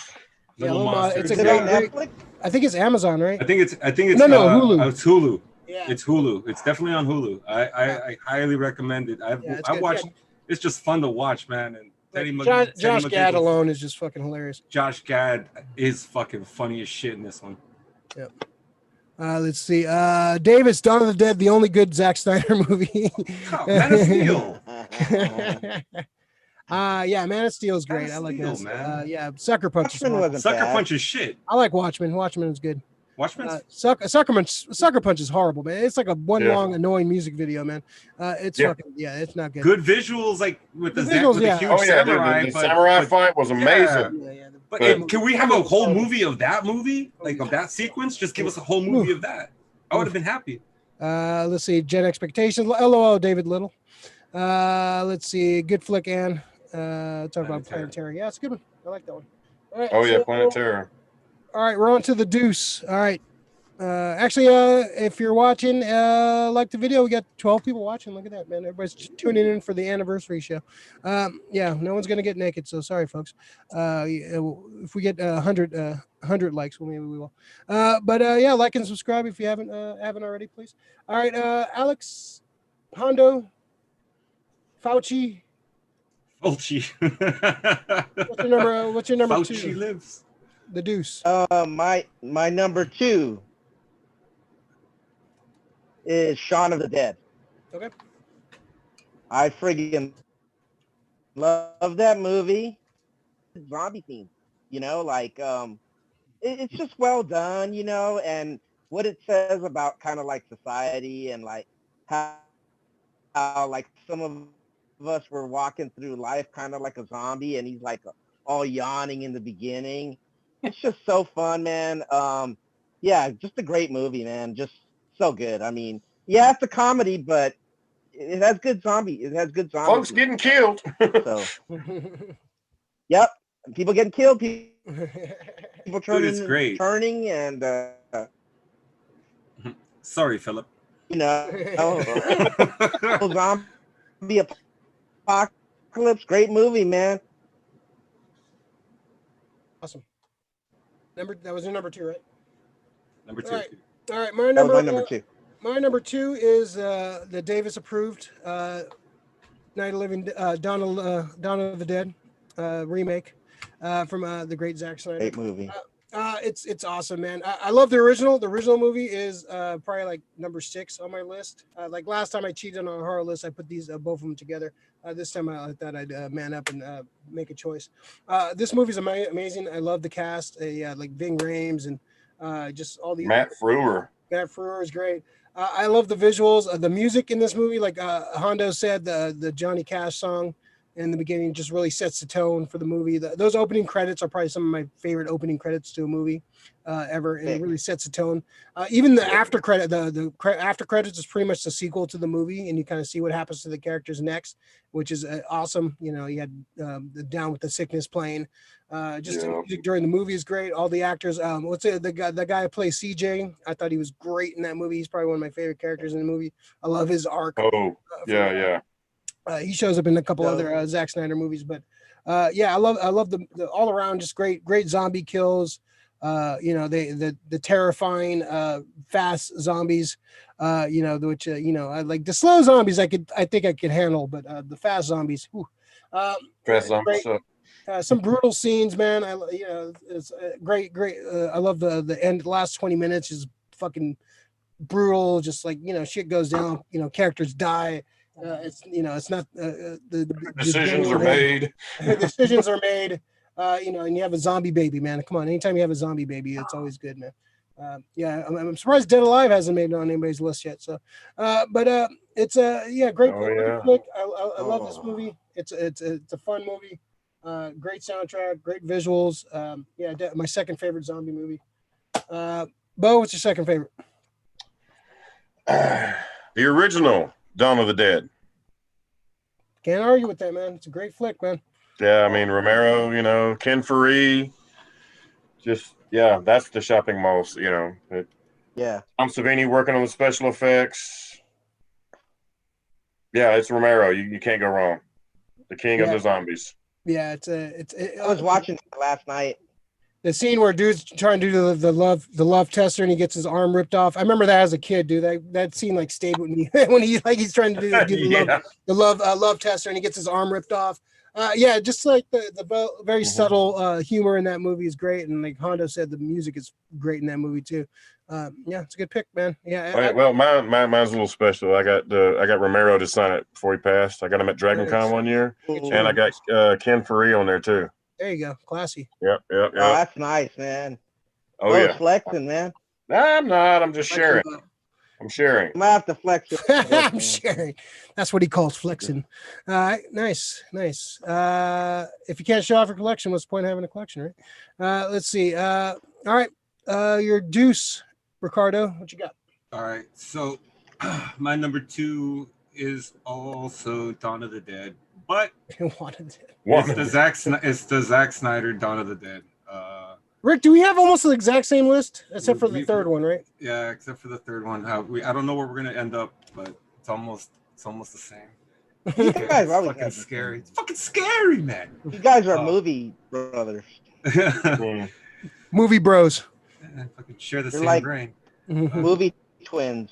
Yeah, so we all And talked twins. about we've talked about Matt Frewer. We talked about McKee Pfeiffer, Ray. His name is Michael Kelly. I thought for the longest time it was Trevor from fucking like Grand Theft Auto, but it's not. His name is Michael Kelly. Michael Kelly. So Right. Savini's in that movie too. Makes an appearance as a cop, one of the sheriffs. That movie is great. Shoot him in the head. Yeah, Got to shoot him in the head. The opening scene is like one of those things, like just waking up and all of a sudden your partner comes after you while you're getting out of the shower or something. It's fucking crazy. Yeah, he looks like Elijah Wood in one shot. Yeah, it starts off super intense, and yeah, the running zombies, dude. No, I don't. No, man, that's not. I have a that's chance not with gonna the slow zombies. The running zombies, I have no chance. Yeah, like Shaun of the Dead zombies, that'd be great. Just walk around, but no, these zombies, no. Hondo. I wouldn't want to be any survivors in this world right here, man. That's a scary one to be in. So yeah, number 2 is definitely Dawn of the Dead. All right, cool. All right, so before we get to our number 1 pick, Hondo, what's your weapon of choice in the zombie apocalypse? I'm gonna take a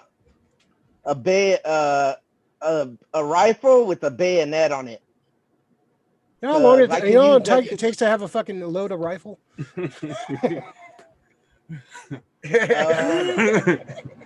Hondo just joined the buffet. For real. All right, so Hondo's it. All right, Bo, what are you taking at your zombie apocalypse with? I thought of this when I saw Lord of the Rings back in the day. One of those Urukai swords that has the point on the backside. Looks like a big ass machete with that point on the back. I mean, you got a slasher, a stabber. It's thick enough you can pry with it. I mean, a crowbar would be a good choice too, but you want to be able to take the head off. So yeah, I'm going with an orc sword. Orc sword. All right. Rick, what do you got? What's your weapon? So I'm glad that my brother is fucking crazy and he gives me stuff. This is my older brother. So I have a fucking Spartan sword. Oh Jesus. Yes. Oh. So I legitimately will be rocking a fucking Spartan sword and fucking going through zombies like I'm fucking Leonidas or fucking Achilles from Troy. So Nice. yeah, and then I die. All right, I'm taking a Hattori Hanzo's samurai sword. Oh wait a minute! It's like is this I like, know. I'll take the sword of Omen. That's exactly there. We are. We is this like a Ready Player One kind of Take a thing? lightsaber. I want Perseus's sword. How about that? I think a lightsaber would be the best weapon, really. No, I would Lightsaber would be fucking. I would do a Michelle. I would do a Michelle and have a samurai sword. I think that's the most like a good one, not like a cheap fucking Paul fucking like knockoff fucking samurai sword, like a real Japanese fucking samurai sword. 1,000 times folded samurai sword. like a real fucking like a real one. So samurai sword's the way to go for sure. Lori, flamethrower, weapon of choice. You run out of gas. Yeah, how many zombies are you gonna kill before you run out? You got to think about longevity. Come on. Ann Condos agrees. You're both dead. You're both dead. you Hondo and Lori and Ann, you guys are all dead in the first act of the movie. Hondo's trying to reload. Hey, I got a bayonet on that fucker. I'll start hacking fools. As you're trying to reload? No, when I... Right, Bo? Can you picture it? And, It's the best of both worlds. bayonet. It's a bayonet. Or yeah. I mean, I'd like to I want if you get like a sharp object and a gun, okay. But if you just have one weapon of choice, I think you'd have to have something. I wouldn't go with any guns because guns. Yeah, it counts on ammo. Bullets are finite, so I would definitely go with like a. You need a blunt Yeah, weapon. and if it breaks, can you fix it? Blunt and sharp weapon. Yeah, one of those axes, would be good. one of those like handle axes with like the point at the other end. I think that would be. Like a fireman's axe. Yeah. Yeah. Yeah, I would go like a more maneuverable one, like not one of those big ass. Oh, ones. like a hatchet. Yeah, like more of a hatchet style. I think that would be good too, because you want maneuverability. Like you. Oh, Almost What- like what is it? Almost like the Native American, almost like the tomahawk, then, right? Yeah, kind of Like like the tomahawks are probably like yay big. Yeah, but like it's a more, pretty good big like a head. solid one though, like a solid metal one, not a chance like any wood or something to break. Let's see. I got one that's never been thought of before. Please A bring it baseball bat wrapped in barbed wire. up. Easy, Abdullah the Butcher. Relax, man. Lori said, or a crossbow. All right, Daryl, A crossbow. That's when we sacrifice. That's when we sacrifice bow. Push an angry bow in front of a fucking zombie. You're safe. Hey, you never go full crossbow. You have a pirate sword. Baseball bat with nails. No. Yeah, the bat breaks still. Yeah, I wouldn't trust wood like to hold up. and aluminum is not a really heavy thing. You yeah. crack Well, no, the steel with it. bats break. Even aluminum bats will break. Yeah, they get worn and and even the best quality bat would over time would Yeah, Barry splintered hella bats, man. And those are made Yeah. from fucking ashwood. Lori said, "Love you, Bo." Wood. After you talk shit to Bo, you got to just remind him that you love him. I think it'd have to be something like definitely like a sword or an axe or a fucking an aluminum crowbar. like a mallet or what is it, like a big ass hammer. Okay, Harley Quinn. Mallet would be too hard to swing back. Like if you're dealing with multiple zombies, like a mallet would just Unless you're like the mountain and can unless you're like Harley Quinn. Crowbar. Yes, an aluminum crowbar. That's one of the things that Max Brooks lists in his book as zombie survival guide. It's on the list. A decent crowbar would be good. Yeah, that would last for a long time. And it's a tool, man. You can use it to open doors and shit. Yep. Yeah. Very true. Good point. And you can kill practical use. sidekicks with it too. Lori said a sickle. Lori, all your picks are horrible. A sickle. You They got it. Like you. All right, Lori, you need to stick to vampires because zombies are not your genre. Louis killed somebody with a fucking sickle. Oh, that was great. Zaid saying blunt is better than sharp objects. Crowbar, yes. Yeah. Well, yeah, because you don't really have to like slice a head off. You just really have to just crack the skulls. Yeah, I guess it depends what Whatever kind of zombies that you're thing is. going up. Are we doing what? Yeah, so it's zombies that get. If you're on Axe fast, on I think one side, a hammer on the other. If it's the fast zombies, you're fast right. zombies, samurai. Sorry, if you're going slow zombies, I think crowbar would be best. Just Yes. start whacking them. Go fucking go Joker Jason Todd on motherfucker. All right. So we're moving on to the next round. All right. So let's go with our number one zombie movie in our top 5 zombie flicks. Go ahead, Honda. What's your number one? I'm going with original Night of the Living Dead. Mm-hmm. It's just the black and white adds an aspect to it, right? Like, and it's the original. It's the Godfather, and it was low budget. It's Romero's baby. It put zombies on the map. It's like the equivalent of Enter the Dragon for martial arts. It's like that's the zombie movie that put him on the block. It's George Romero. It still has some creepiness to it, and the ending is cold, and also kind of says something about the times when that came out. That came out in 1968, and to have a lead character played by a black man, which was rare at that time, it's very interesting, very challenging, very game changer, and so that's my number one. Great movie, man. Yeah, still classic. It's a great flick, man. Yeah, you can't argue with that, man. It's I'm sure it's on a lot of people's like number one zombie flicks.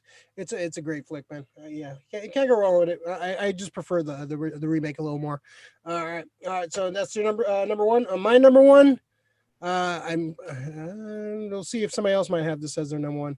But this movie, I remember seeing this movie before it came out. Like I got like a bootleg, like British copy of this movie before it came out. And I pretty much showed every single person I knew, like, you need to watch this fucking movie. This is like a love letter to any horror fan. This has so many like references and just little nuances that just one of the best zombie movies. I love this movie. So much heart. The characters are great. The zombies are great. It has an old school vibe to it. It's awesome. Shaun of the Dead. It's my favorite. Like, I was thinking about it. Like, there's so many ways I can go with this, but all around, like, if I think of a zombie movie, if I only had to watch one zombie movie to watch the rest of my life, it'd be Shaun of the Dead. Simon Pegg is so good in this. He's amazing in this. He's a great hero. The reluctant hero trope in these movies is great. The girl, his girlfriend in it is really good. She's not the typical girl in distress in a movie. And Nick Frost is amazing in this too.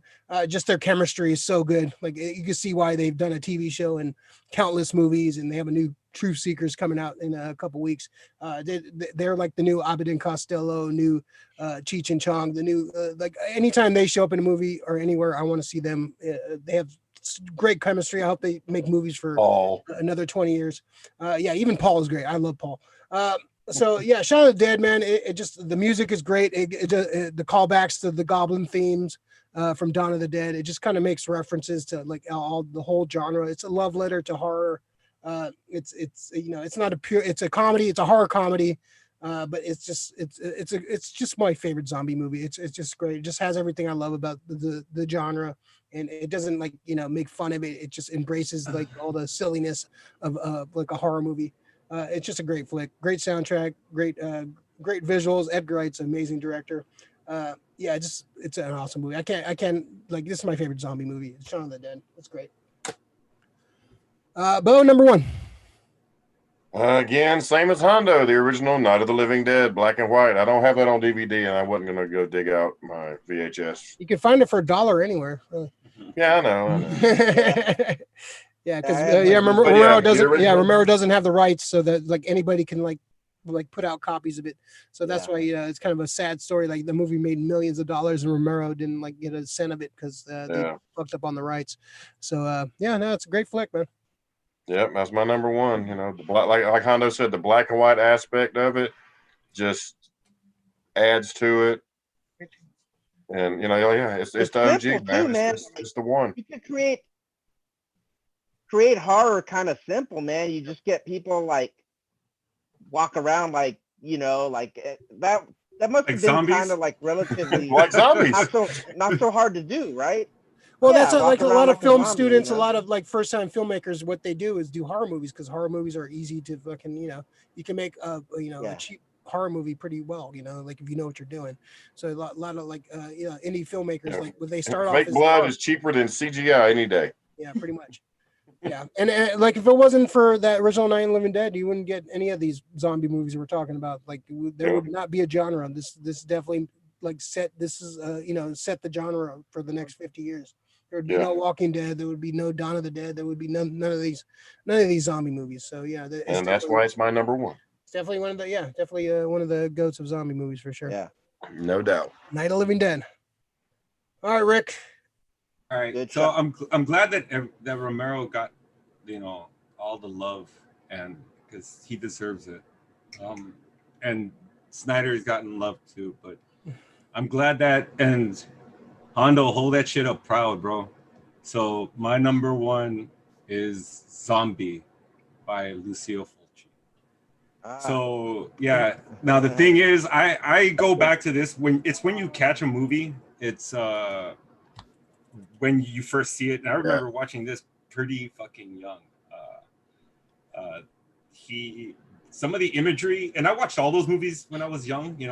As soon as like the new remake of like Night of the Living Dead came out, I went to go see it, but nothing scared me like fucking Lucio Fulci Zombie. Some of the shit in that just really is the imagery of the zombies, the way they look, their faces. It scared me. Some of the fucking like when they're feeding. Oh, it goes bad. I'm glad that what's it called did it too is Shaun of the Dead with the insides. You know, because they went more brutal than Dawn of the Dead did in Shaun. Yeah. Sick. That's one of my favorite scenes, man. Just That's pull it off. probably one of the best. Yeah. Yeah. So, and I think that's all. A lot of that stuff comes from like, you know, these Italian fucking horror movie guys, and it's awesome that it goes international with zombies because America started it, and you know, then it went into the late 70s with Fulci films, and then it came back here in the 80s, and now, you know, the Koreans are killing it with the zombie genre. So and is it the Australians coming up now? Because Little Monsters was great. I just want to see what the rest of the was it Undead? What was the one? Undead, the one with the fucking fish. The fish, that was weird. Yeah, I wasn't a big fan of that one. But I mean, it had good ideas, but it was fucking weird. That was a weird one. Yeah. That's number 7 on my list. I have a top 10, but Zombie was number 7 on my list. Dude, and music again by Goblin. Right? Yeah, that adds to it. Man. I think it's I think it's which one has the zombie versus the shark? Is that the third one or the second? That's Zombie 2. That was the second one, right? Yeah, that was a weird fucking scene, man. Yeah. Zombie versus a shark, man. Jesus. Yeah, I was like, wait a minute, they can go underwater? This fucks me up. I thought they couldn't make it. But come on, man. You seen the new movie, Zombie Tidal Wave? Yo, bro, they have no buoyancy, all right? They have no buoyancy. What? No what? The new movie. Buoyancy. Buoyancy. 619. Buoyancy. They have buoyancy in there. They didn't. Fuck you. Oh my god. Booyaka. I bought this CD over 25 years ago at WonderCon. I believe it was, or whatever con it was in the city. Whatever con. Yeah. That's a good con name. Whatever con. Whatever con it was. Yeah, I guess WonderCon. Was it WonderCon way back when? I don't know. Oh yeah, WonderCon. It was. But I bought this CD and it's awesome, man. Still cool soundtrack. Yeah, it's great. Yeah. No zombie waves, no zombie NATOs, no zombie shit. Just hardcore zombie, man. Real zombies. Eating zombie shit. Zombies, keep it real. Let's see. Lori, vampires are better. No, they're not. Let's see. Gen Expectations. Ray, you got some red on you? I do. Thank you. Let's see. Zaid, Oasis of the Zombies. Oh man, what's that one? I gotta see that. Never heard of that one. Let me walk. Yeah. I'll write it down. I'll put it on the list. I'm always down for good zombies. Zombie NATO? No. Some sci-fi channel shit? No. No. Zombie Tidal Wave is sci-fi channel shit. Yeah, they shouldn't be anything with fucking zombies in the water, dude. The only zombie that I've ever seen, the only zombie I've ever seen go to the water is fucking Jason. All right, and that's it.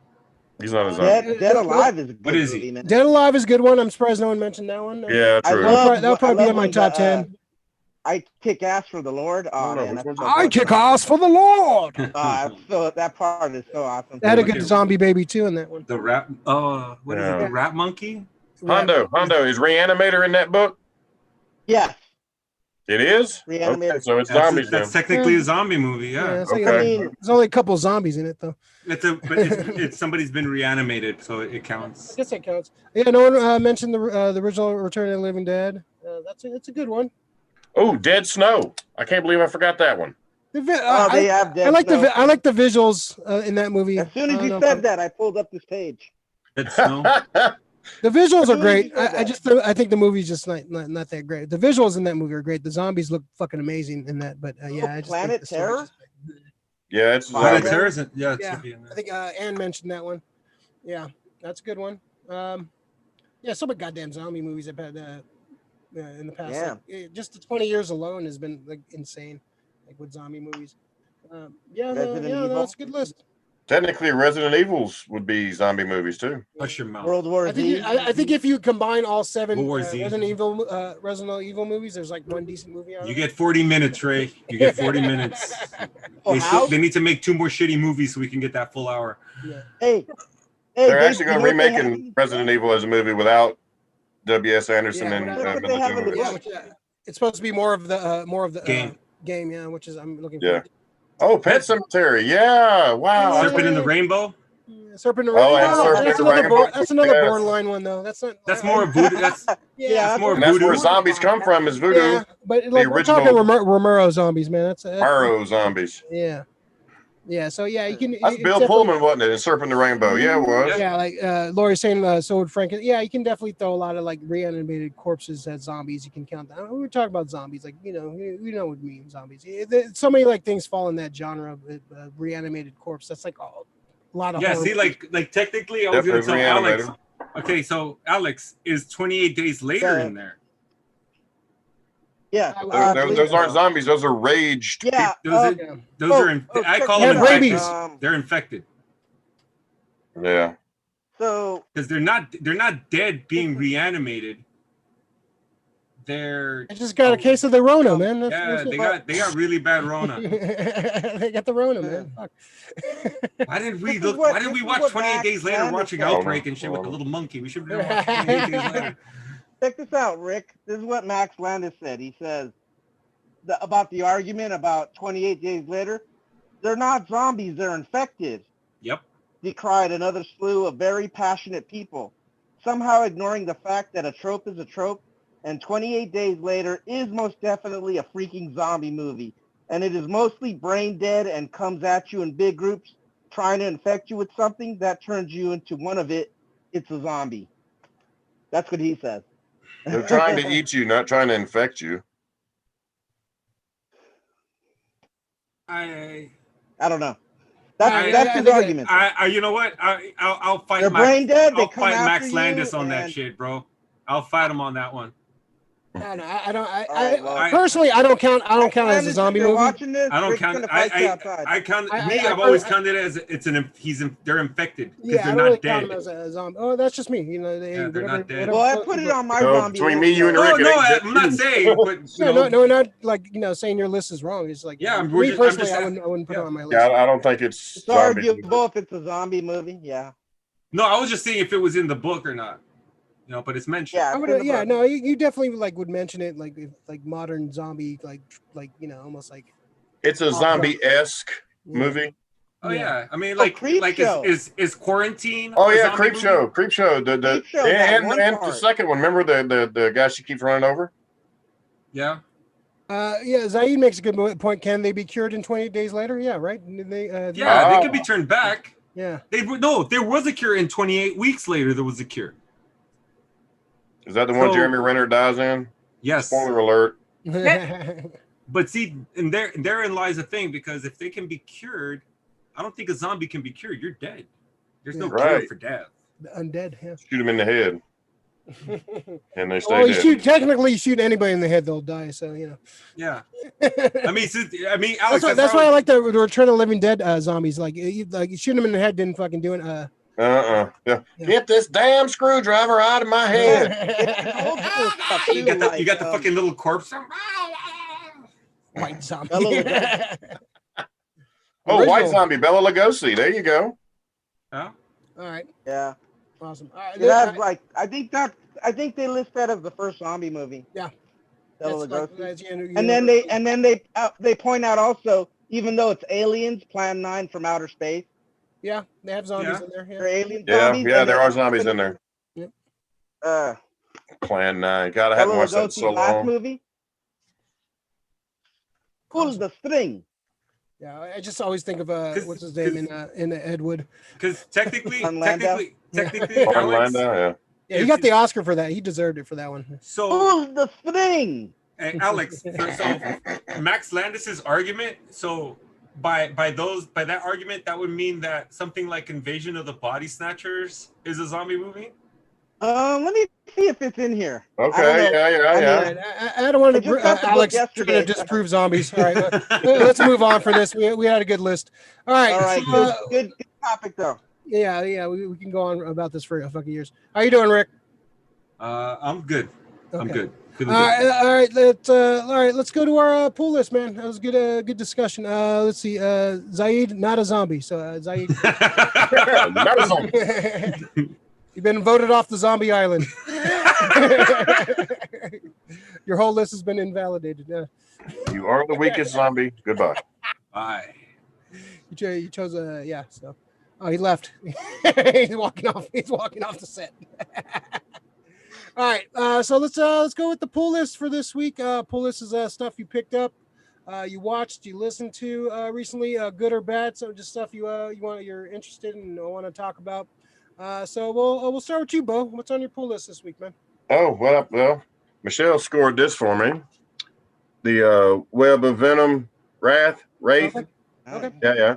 The alternate Does that cover. tie into the King in Black storyline that's coming up? The big. Is that the one where they're going back to look for the Emperor?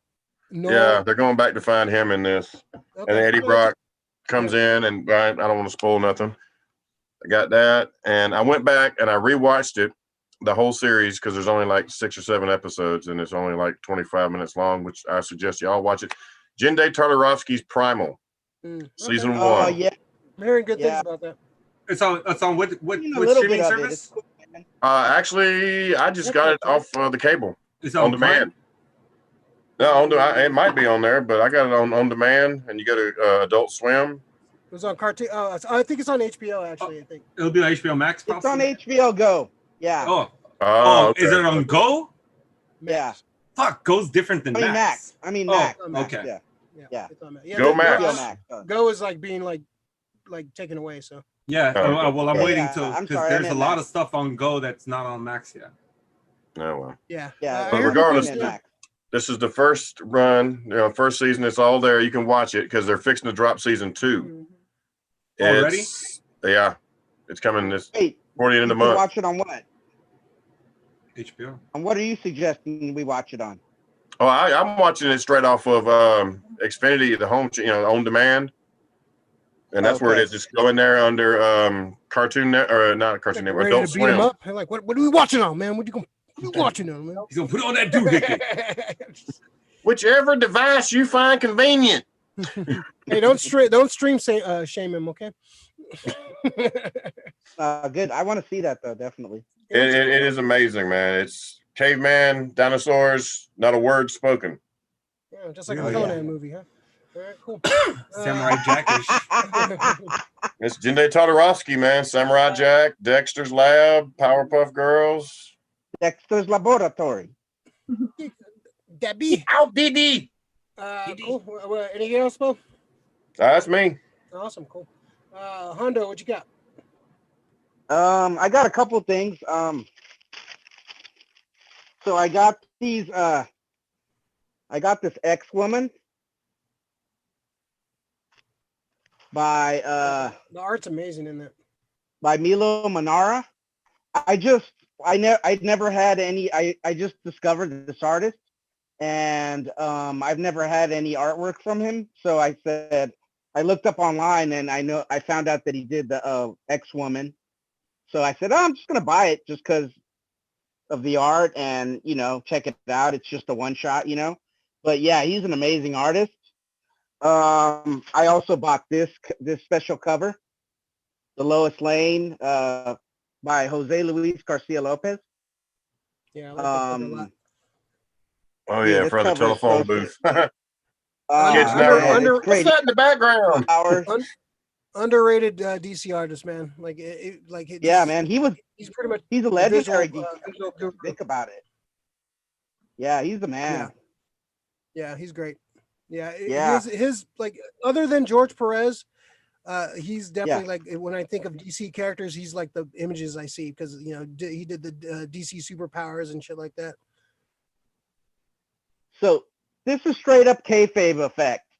This is 1957 to 59 comic strip in Argentina, and the creator it's like an alien invasion type story, but I mean, I just got it yesterday, so I haven't had a chance to really deep dive in it. But the creator, in like 1977, the government abducted him and his daughters in Argentina, and his pregnant daughters, and they were missing. They were done. They just got but this is like one of those lost hidden gems, and they started talking about it on kayfabe. And I looked up online. It was out of print. I saw it at the Green Apple, and I was like, you know what? I'm just going to jump on it. It looks very interesting. The presentation is by Fantagraphics, and the presentation is fantastic. This is a slipcase, and then That's an awesome cover. That's a sick cover. right, and then check this out. You take this slipcase off, Jesus. It's a and little complicated, man. It's not a pick up and read kind of thing, huh? it's got, dude, it's straight up reflective, man. It's so cool. He like follows and you then around I the just room. Is it still one more cover, or is it like a Russian nesting doll? like a babushka. But, you know, the artwork is really fantastic. You know, like Jim Rugg was like, oh my God, I read this last night, I couldn't put it down, and he got me. He pretty much sold me on it, so that's why I picked it up, man. But yeah, man, I'm gonna check this out. Nice. Yeah, if you don't know, like cartoonist kayfabe is Jim Rugg and Ed Piskor. They have this YouTube channel. They started about a year and a half ago, almost 2 years, and they're cartoonists and they get to kind of break down. They pretty much like it's like game film on like comics. They'll break down comics from like the 80s and 90s and just kind of go through them and kind of like go through like their artist perspective on like the art and like the books and stuff. It's a really great channel, and if you're into comics like the art and stuff like that, definitely check out their channel. It's amazing. It cost me a lot of money. Like anytime, Alex knows, anytime you watch that channel, it's like you discover some shit you never thought to look up, and you're like on eBay or going to the comic shop and looking it up. So it's a great show, like to like find these like cutty ass things. I love the way they break down the art and like they just kind of like break down like the tools the artists use and kind of like their techniques and stuff. It's really cool. They're both excellent cartoonists too, man. Right? Like Ed Piskor did Hip Hop Family Tree, which is amazing. X-Men Grand Design. Yeah, and he went to the Joe Kubert School. Yeah, and then Jim Rugg did Street Angel, and he's got this new. He did the first neon Blacklight friggin' comic book, Octobriana. I have a copy of that. Yeah, I need to get one of those. Yeah, they're in stores apparently. Yeah, I gotta. Yeah, if you see one, pick one up from him. I will. Okay, on it. Yeah, man. So that's my pick. Awesome. Very cool Stuff, man. Very cool. All right, I got a bunch of shit this week, man. First, I guess let's talk about the Boys finale that happened on Friday. Fucking amazing, man. Great. Man. I don't want to spoil it, but it's a great. If you've been keeping up with the Boys, this season is amazing.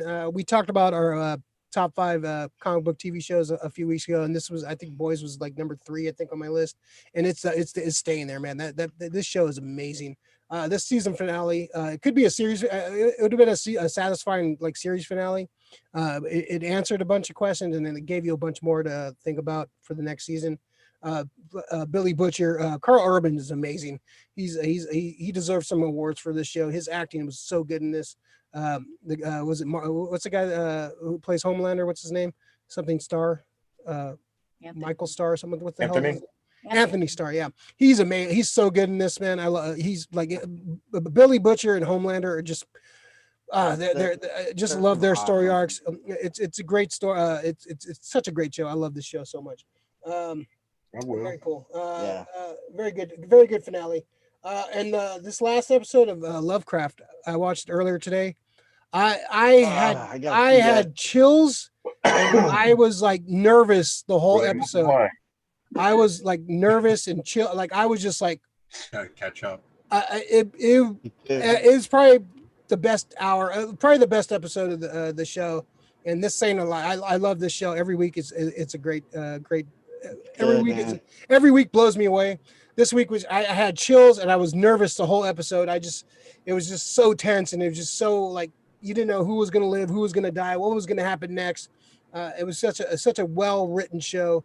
The finale's next week. I think we're going to try to do a series finale after show. We'll see. But it's fucking really good, man. I love this show so much. It's so amazing. It's definitely like with the Boys and Lovecraft Country. This year is just amazing, TV wise. Good show. Fucking good, man.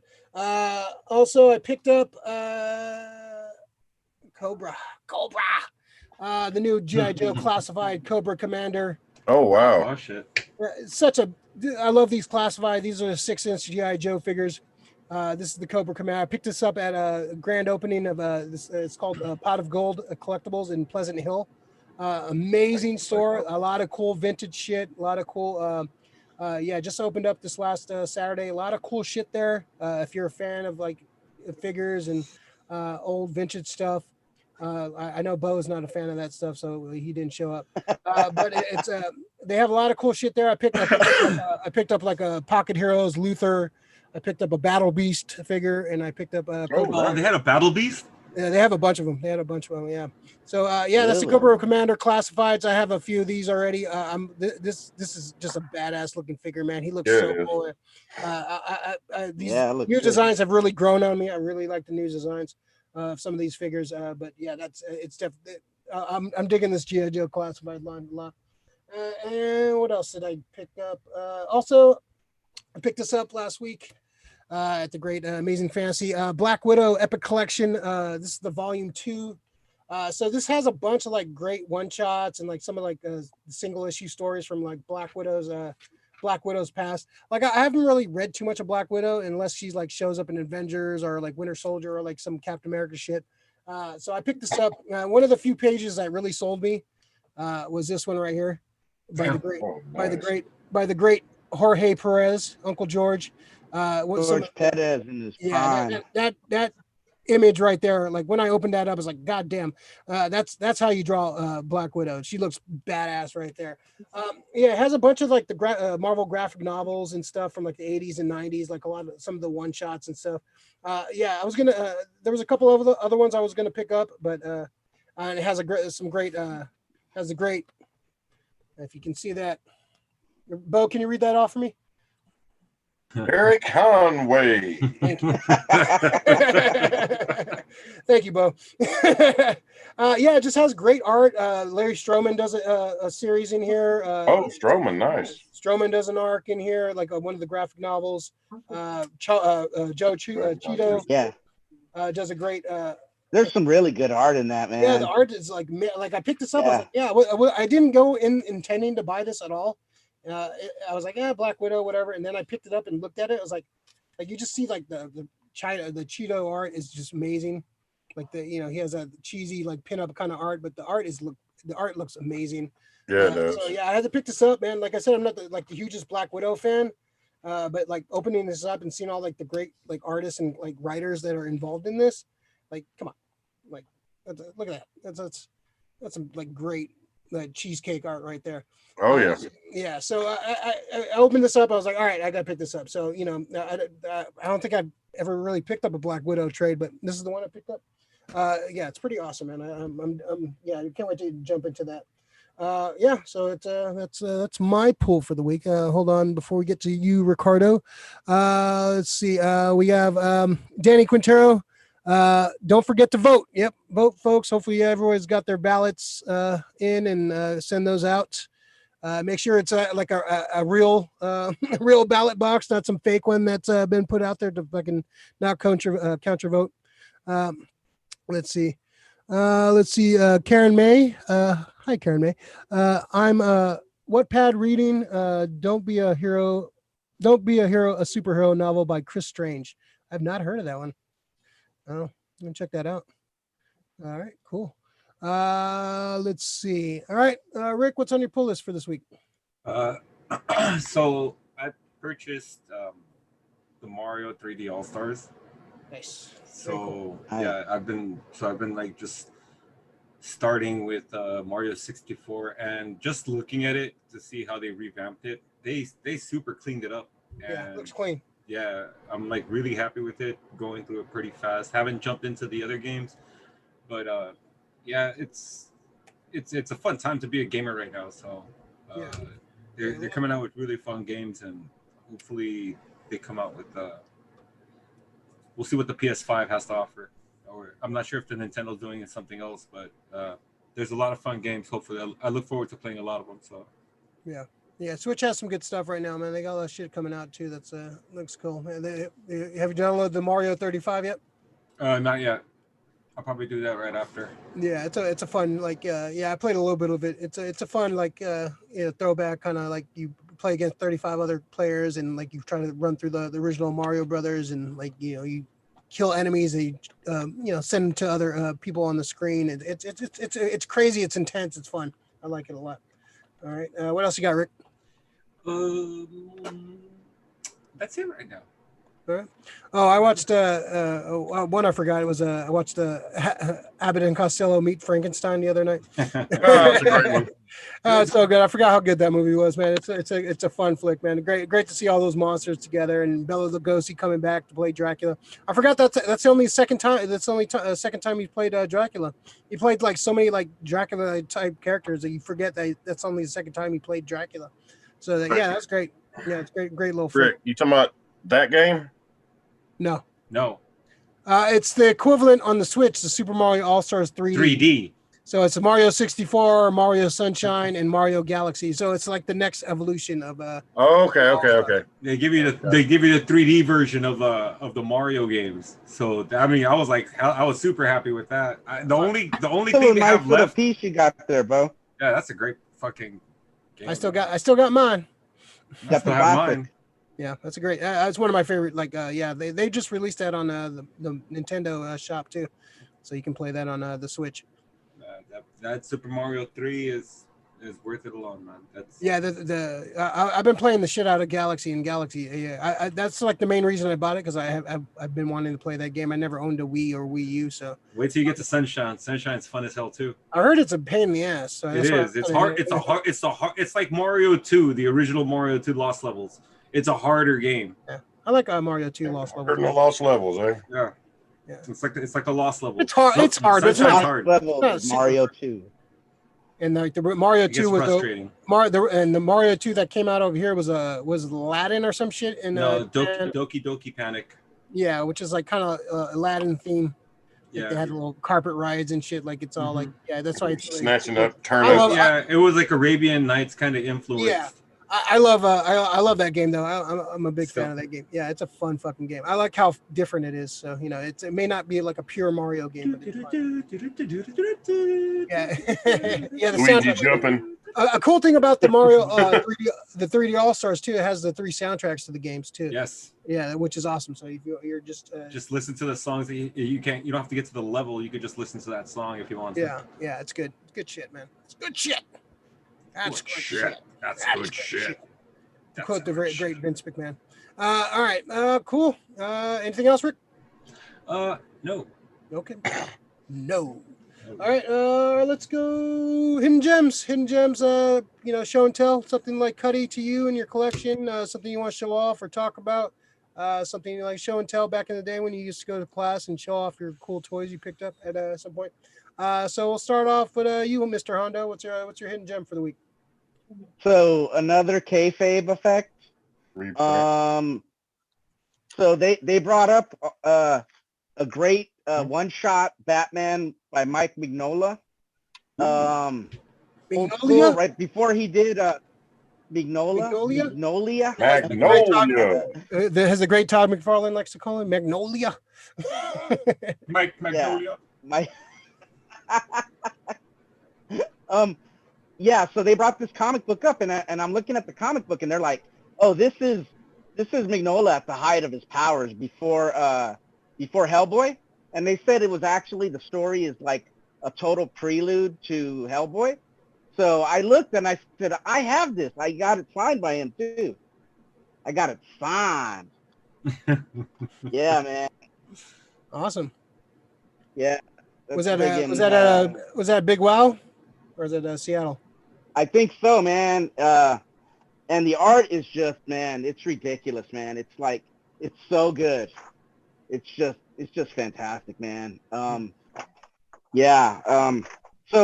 I was very happy to find out that I had this copy, and it's not even worth a lot of money, but the artwork and the coloring and the shading, this is Mignola at his best, man. It's like the best stuff it's amongst the best stuff he's done. And I'm so happy that I happen to have this and got it signed by him. It's just why'd you get that particular issue signed? Because I just looked at, I don't have a lot of stuff from Mignola at the time. And I knew I had a Batman, and Batman's my character, so I wanted to get something signed by him that he did on Batman. And he just happened to do this one shot, and I just happened to have it. So I was very fortunate. And they brought it up years later. They're like, when they're talking about it, they're like, "Oh my God, this is a masterpiece." And I'm like, I didn't even think about it like that. You can find it in like dollar bins, but it really is fucking clean, man. It's dope. Nice. Yeah. Nice hidden Magnolia, gem. man. Magnolia. Yeah, and Awesome. so that's my hidden gem. Cool. Yeah. Yeah, he Cool draws a stuff, mean man. Batman. I like All his the Batman. red and stuff. I've always liked Yeah, the way he's you do Batman. dope. Oh, look at this. Yeah. Simon Phoenix. Murder, death, kill. Murder, death, kill. Be well. Be well. All right. I knew you 80s nerds and 90s nerds would get this. All right. So our Mr. Edgar Friendly, Bo, what's your hidden gem for the week? Michelle picked this up for me. It's a reprint of an old Conan comic, but it's not. It's like a who's who in the Marvel Universe thing, but it's Conan, and that's a Kaluta cover, and it's got all the guys that everybody Gil Kane's art's in here. Who else? Ernie Chan, Big John Buscema. God, I'm trying to remember who else is in it. So there's some more Kaluta stuff on the inside, but it goes through and like it tells who Valeria was, it tells who Belit was, gives a rundown on, talks about the gods, Crom and all that stuff. It's like a who's who in the Conan universe, and it's a reprint. It's the 50th anniversary of Conan, and since they reprinted, the colors are way more vivid. Matter of fact, let me just show you. Find a good page here. Yeah, they took the colors up real high. Oh, cool. Oh, that's cool. Robert Irvin Howard. That would be the man. Yeah, and of course, I love that pose. Big John Buscema doing Conan, his own self. Yeah, Conan taking a poop. Campfire Conan. If a Conan shits in the woods, You hear it. by Crumb. That's my hidden gem. From laughter for a win. All right, Michelle, what's your hidden gem? Bo. I'm gonna put her on Bo's costume. Her hand appeared like Venom in Web Spider-Man 19. I don't know. I got your stuff over here. What do you get? Oh, you got this. That's a good one. What's hers is Yeah. what's hers is hers, and what's yours is hers. Yeah. She got one of the. Where'd you get this from? I think from Zap. Oh, I think Zab gave this to Michelle, and now she's like all about it. Or Honda. I can't It's either Zab or Honda. I don't know. Oh yeah, Oh, it's the same. It's Sam Sam Keith. Keith after that's John Byrne. That's Hondo, fucking man. Honda. Come on. Honda. Hey, I Come wasn't on. there. That's Wolverine, man. That's a Hondo. That's a Hondo exclusive right there. Exactly. That's the hidden Hondo gem. The hidden Hondo gem. Hondo There you go. gem. Right there. It's Wolverine right there. Everybody, whip out your Wolverines. Come on, whip out your Wolverines. Rick, Oh. Rick's gonna have the real claws, man. Cool. So I guess I'll go next. So my hidden gems. So I've been picking up some old Mad magazines from like the time I started reading them. So I picked up the Ghostbusters 2 parody. Oh, that's good. From, That's so cool. Yeah, this is from October 1989. That's dope. The Roger Rabbit. God. Oh wow. Yep.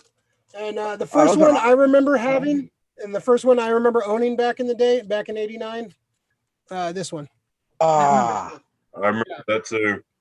Yeah, I just remember like being a kid. and seeing Unmovable that neck image, too. Yeah, and this is when I was like really get into comics, and just seeing the cover would fucking yeah, I had Mad magazines, but I didn't really pay attention too much to them.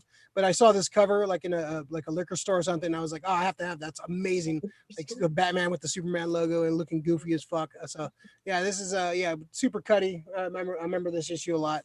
So yeah, this is my hidden gem for the week. Old school Mad magazines for '89, which is my era when I was a kid. So yeah, Joe Aragone's all up in there. oh yeah. So The yeah, little- it's cool. I'm going to try to find some of like my favorite movies and like the parody issues from Mad. So yeah, Mad was definitely Cracked and Mad. And what was the other one? There was another like goofy magazine back in the day. Oh yeah, Cracked and Mad was my shit back in the day, man. Oh, yeah. Yeah, it's Oh, definitely the Star Wars issues of Mad were insanely hilarious. yeah. I got some of the collections. I'm a huge Spy versus Spy fan. I have a collection of all the Spy versus Spies. I'm a huge Spy versus Spy fan. So yeah, Mad magazine was so influential. Like definitely when I was a kid, like my comedy roots for sure. One of the influences, Mad magazine.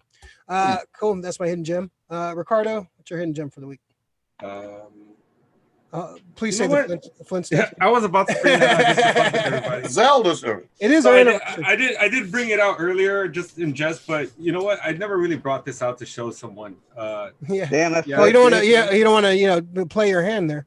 That's fucking cool as fuck looking though. Yeah, Is that- dude. is that one solid piece too? Yes. Oh wow. Yeah. Yeah, dude. Oh it's pretty shit! dope. It's got the hooks and Yeah, no. Dude. Yeah, my brother fucking paid a pretty penny. My brother collects swords. My brother's weird. He's got like an shit. obsidian. I would be scared if you popped out of the blue He- with your shirt off and holding that shit, dude. I'd be like, I think anybody would be Yeah, scared. how long, I don't. dude? I don't I'd be have to hold this to be scared of me and my shirt off. and the everything. Nikoya Commandi. That's a Nikoyan Ginsu knife, right?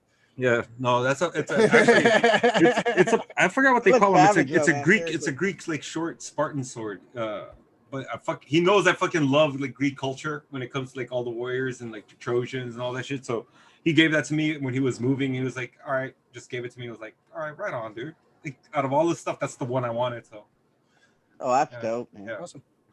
Awesome. So yeah. Cool. It works out. Good hidden gems. All right, this was a damn good show. Yeah, just thanks to everybody in the chat, man. We had a lot of chats this way. I think it might be the most chats we've had. We had like people. It's cracking today. Yeah, we got 10 likes. Yeah, like and subscribe to the channel if you haven't already, please. That'd be awesome.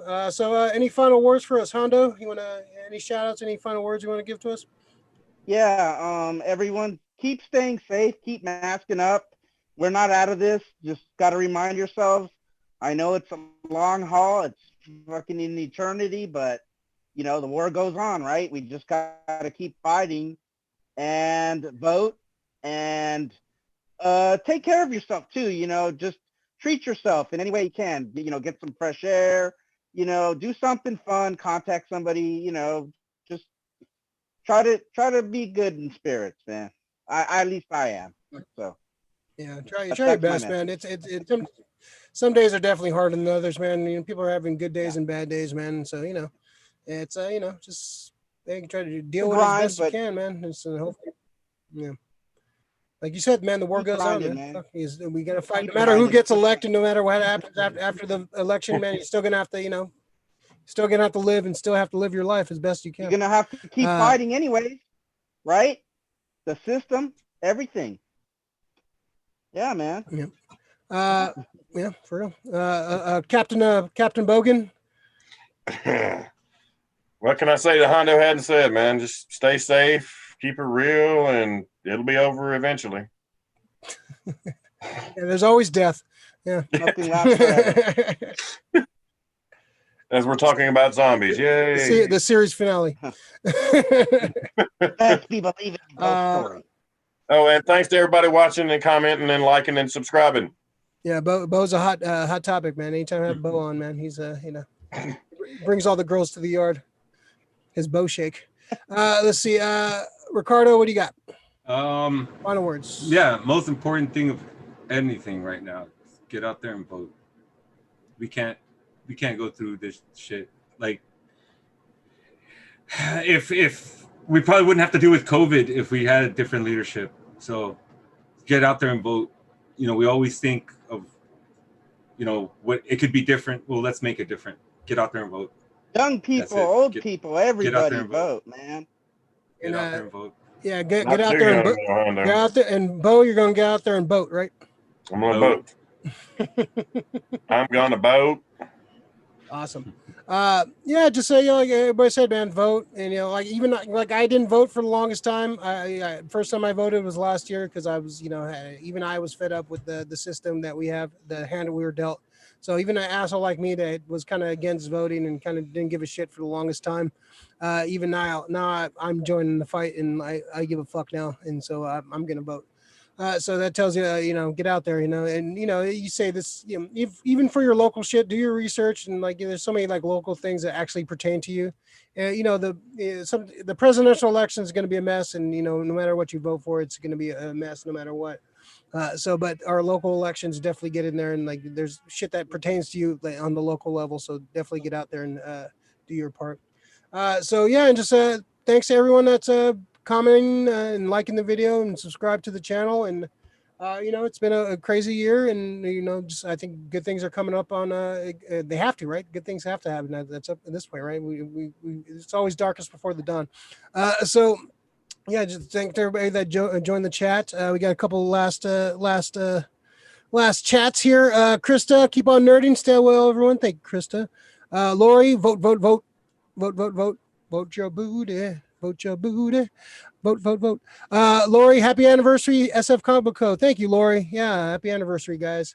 Yeah, we got our big 50th show coming up in a few weeks. It probably won't be on election night because I don't know, either we'll be celebrating or super depressed. So we'll save that for. Will it be drinking or drinking? Yeah, one of the two is going to happen. So we'll say that the big 50th show maybe on a Friday, Saturday night. We'll see how our schedules work out, but we'll do something special for our big 50th show.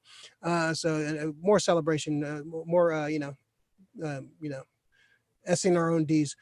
So appreciate everybody watching. Appreciate Hondo, Bo, Rick, you guys coming on and having fun with me and having a fun list. This was a good list. I think this was better than the vampire list. Sorry, Lori. I'm over a zombie fan anyways. I love zombies, man. Zombies my favorite like horror subset genre. Or vampire. Yeah, well, you are a vampire. Let's see. He hasn't aged in like 20 years.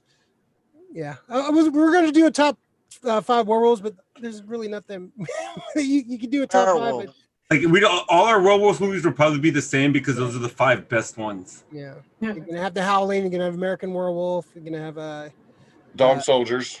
Dog Soldiers would have been mine. Curse of the Werewolf and the original Werewolf. The Wolf. Yeah. Okay. There we go. All right. Curse of the Wolfman and the original Wolfman. Yeah. Yeah. So cool. All right. We just did that too. Silver Bullet. I like Silver Bullet, but it's not. It's not. The shitty effect on the Wolfman, dude. That's all. The Wolfman kind of ruins it. Kills it. Yeah. If it had a better wolf design, it's kind of like goofy and shit. It's a good movie. They had the werewolf from the TV show. That was. Oh God, I missed that. That's a great design, man. I remember I drew that in first. I remember I drew that in first grade in class. Like I drew like a bloody werewolf in class. Like I didn't get in trouble for What that. is wrong with him? Yeah. He's gonna be demented. All right, this was fun. Good show, guys. Yeah, we'll see you guys next week, and happy anniversary.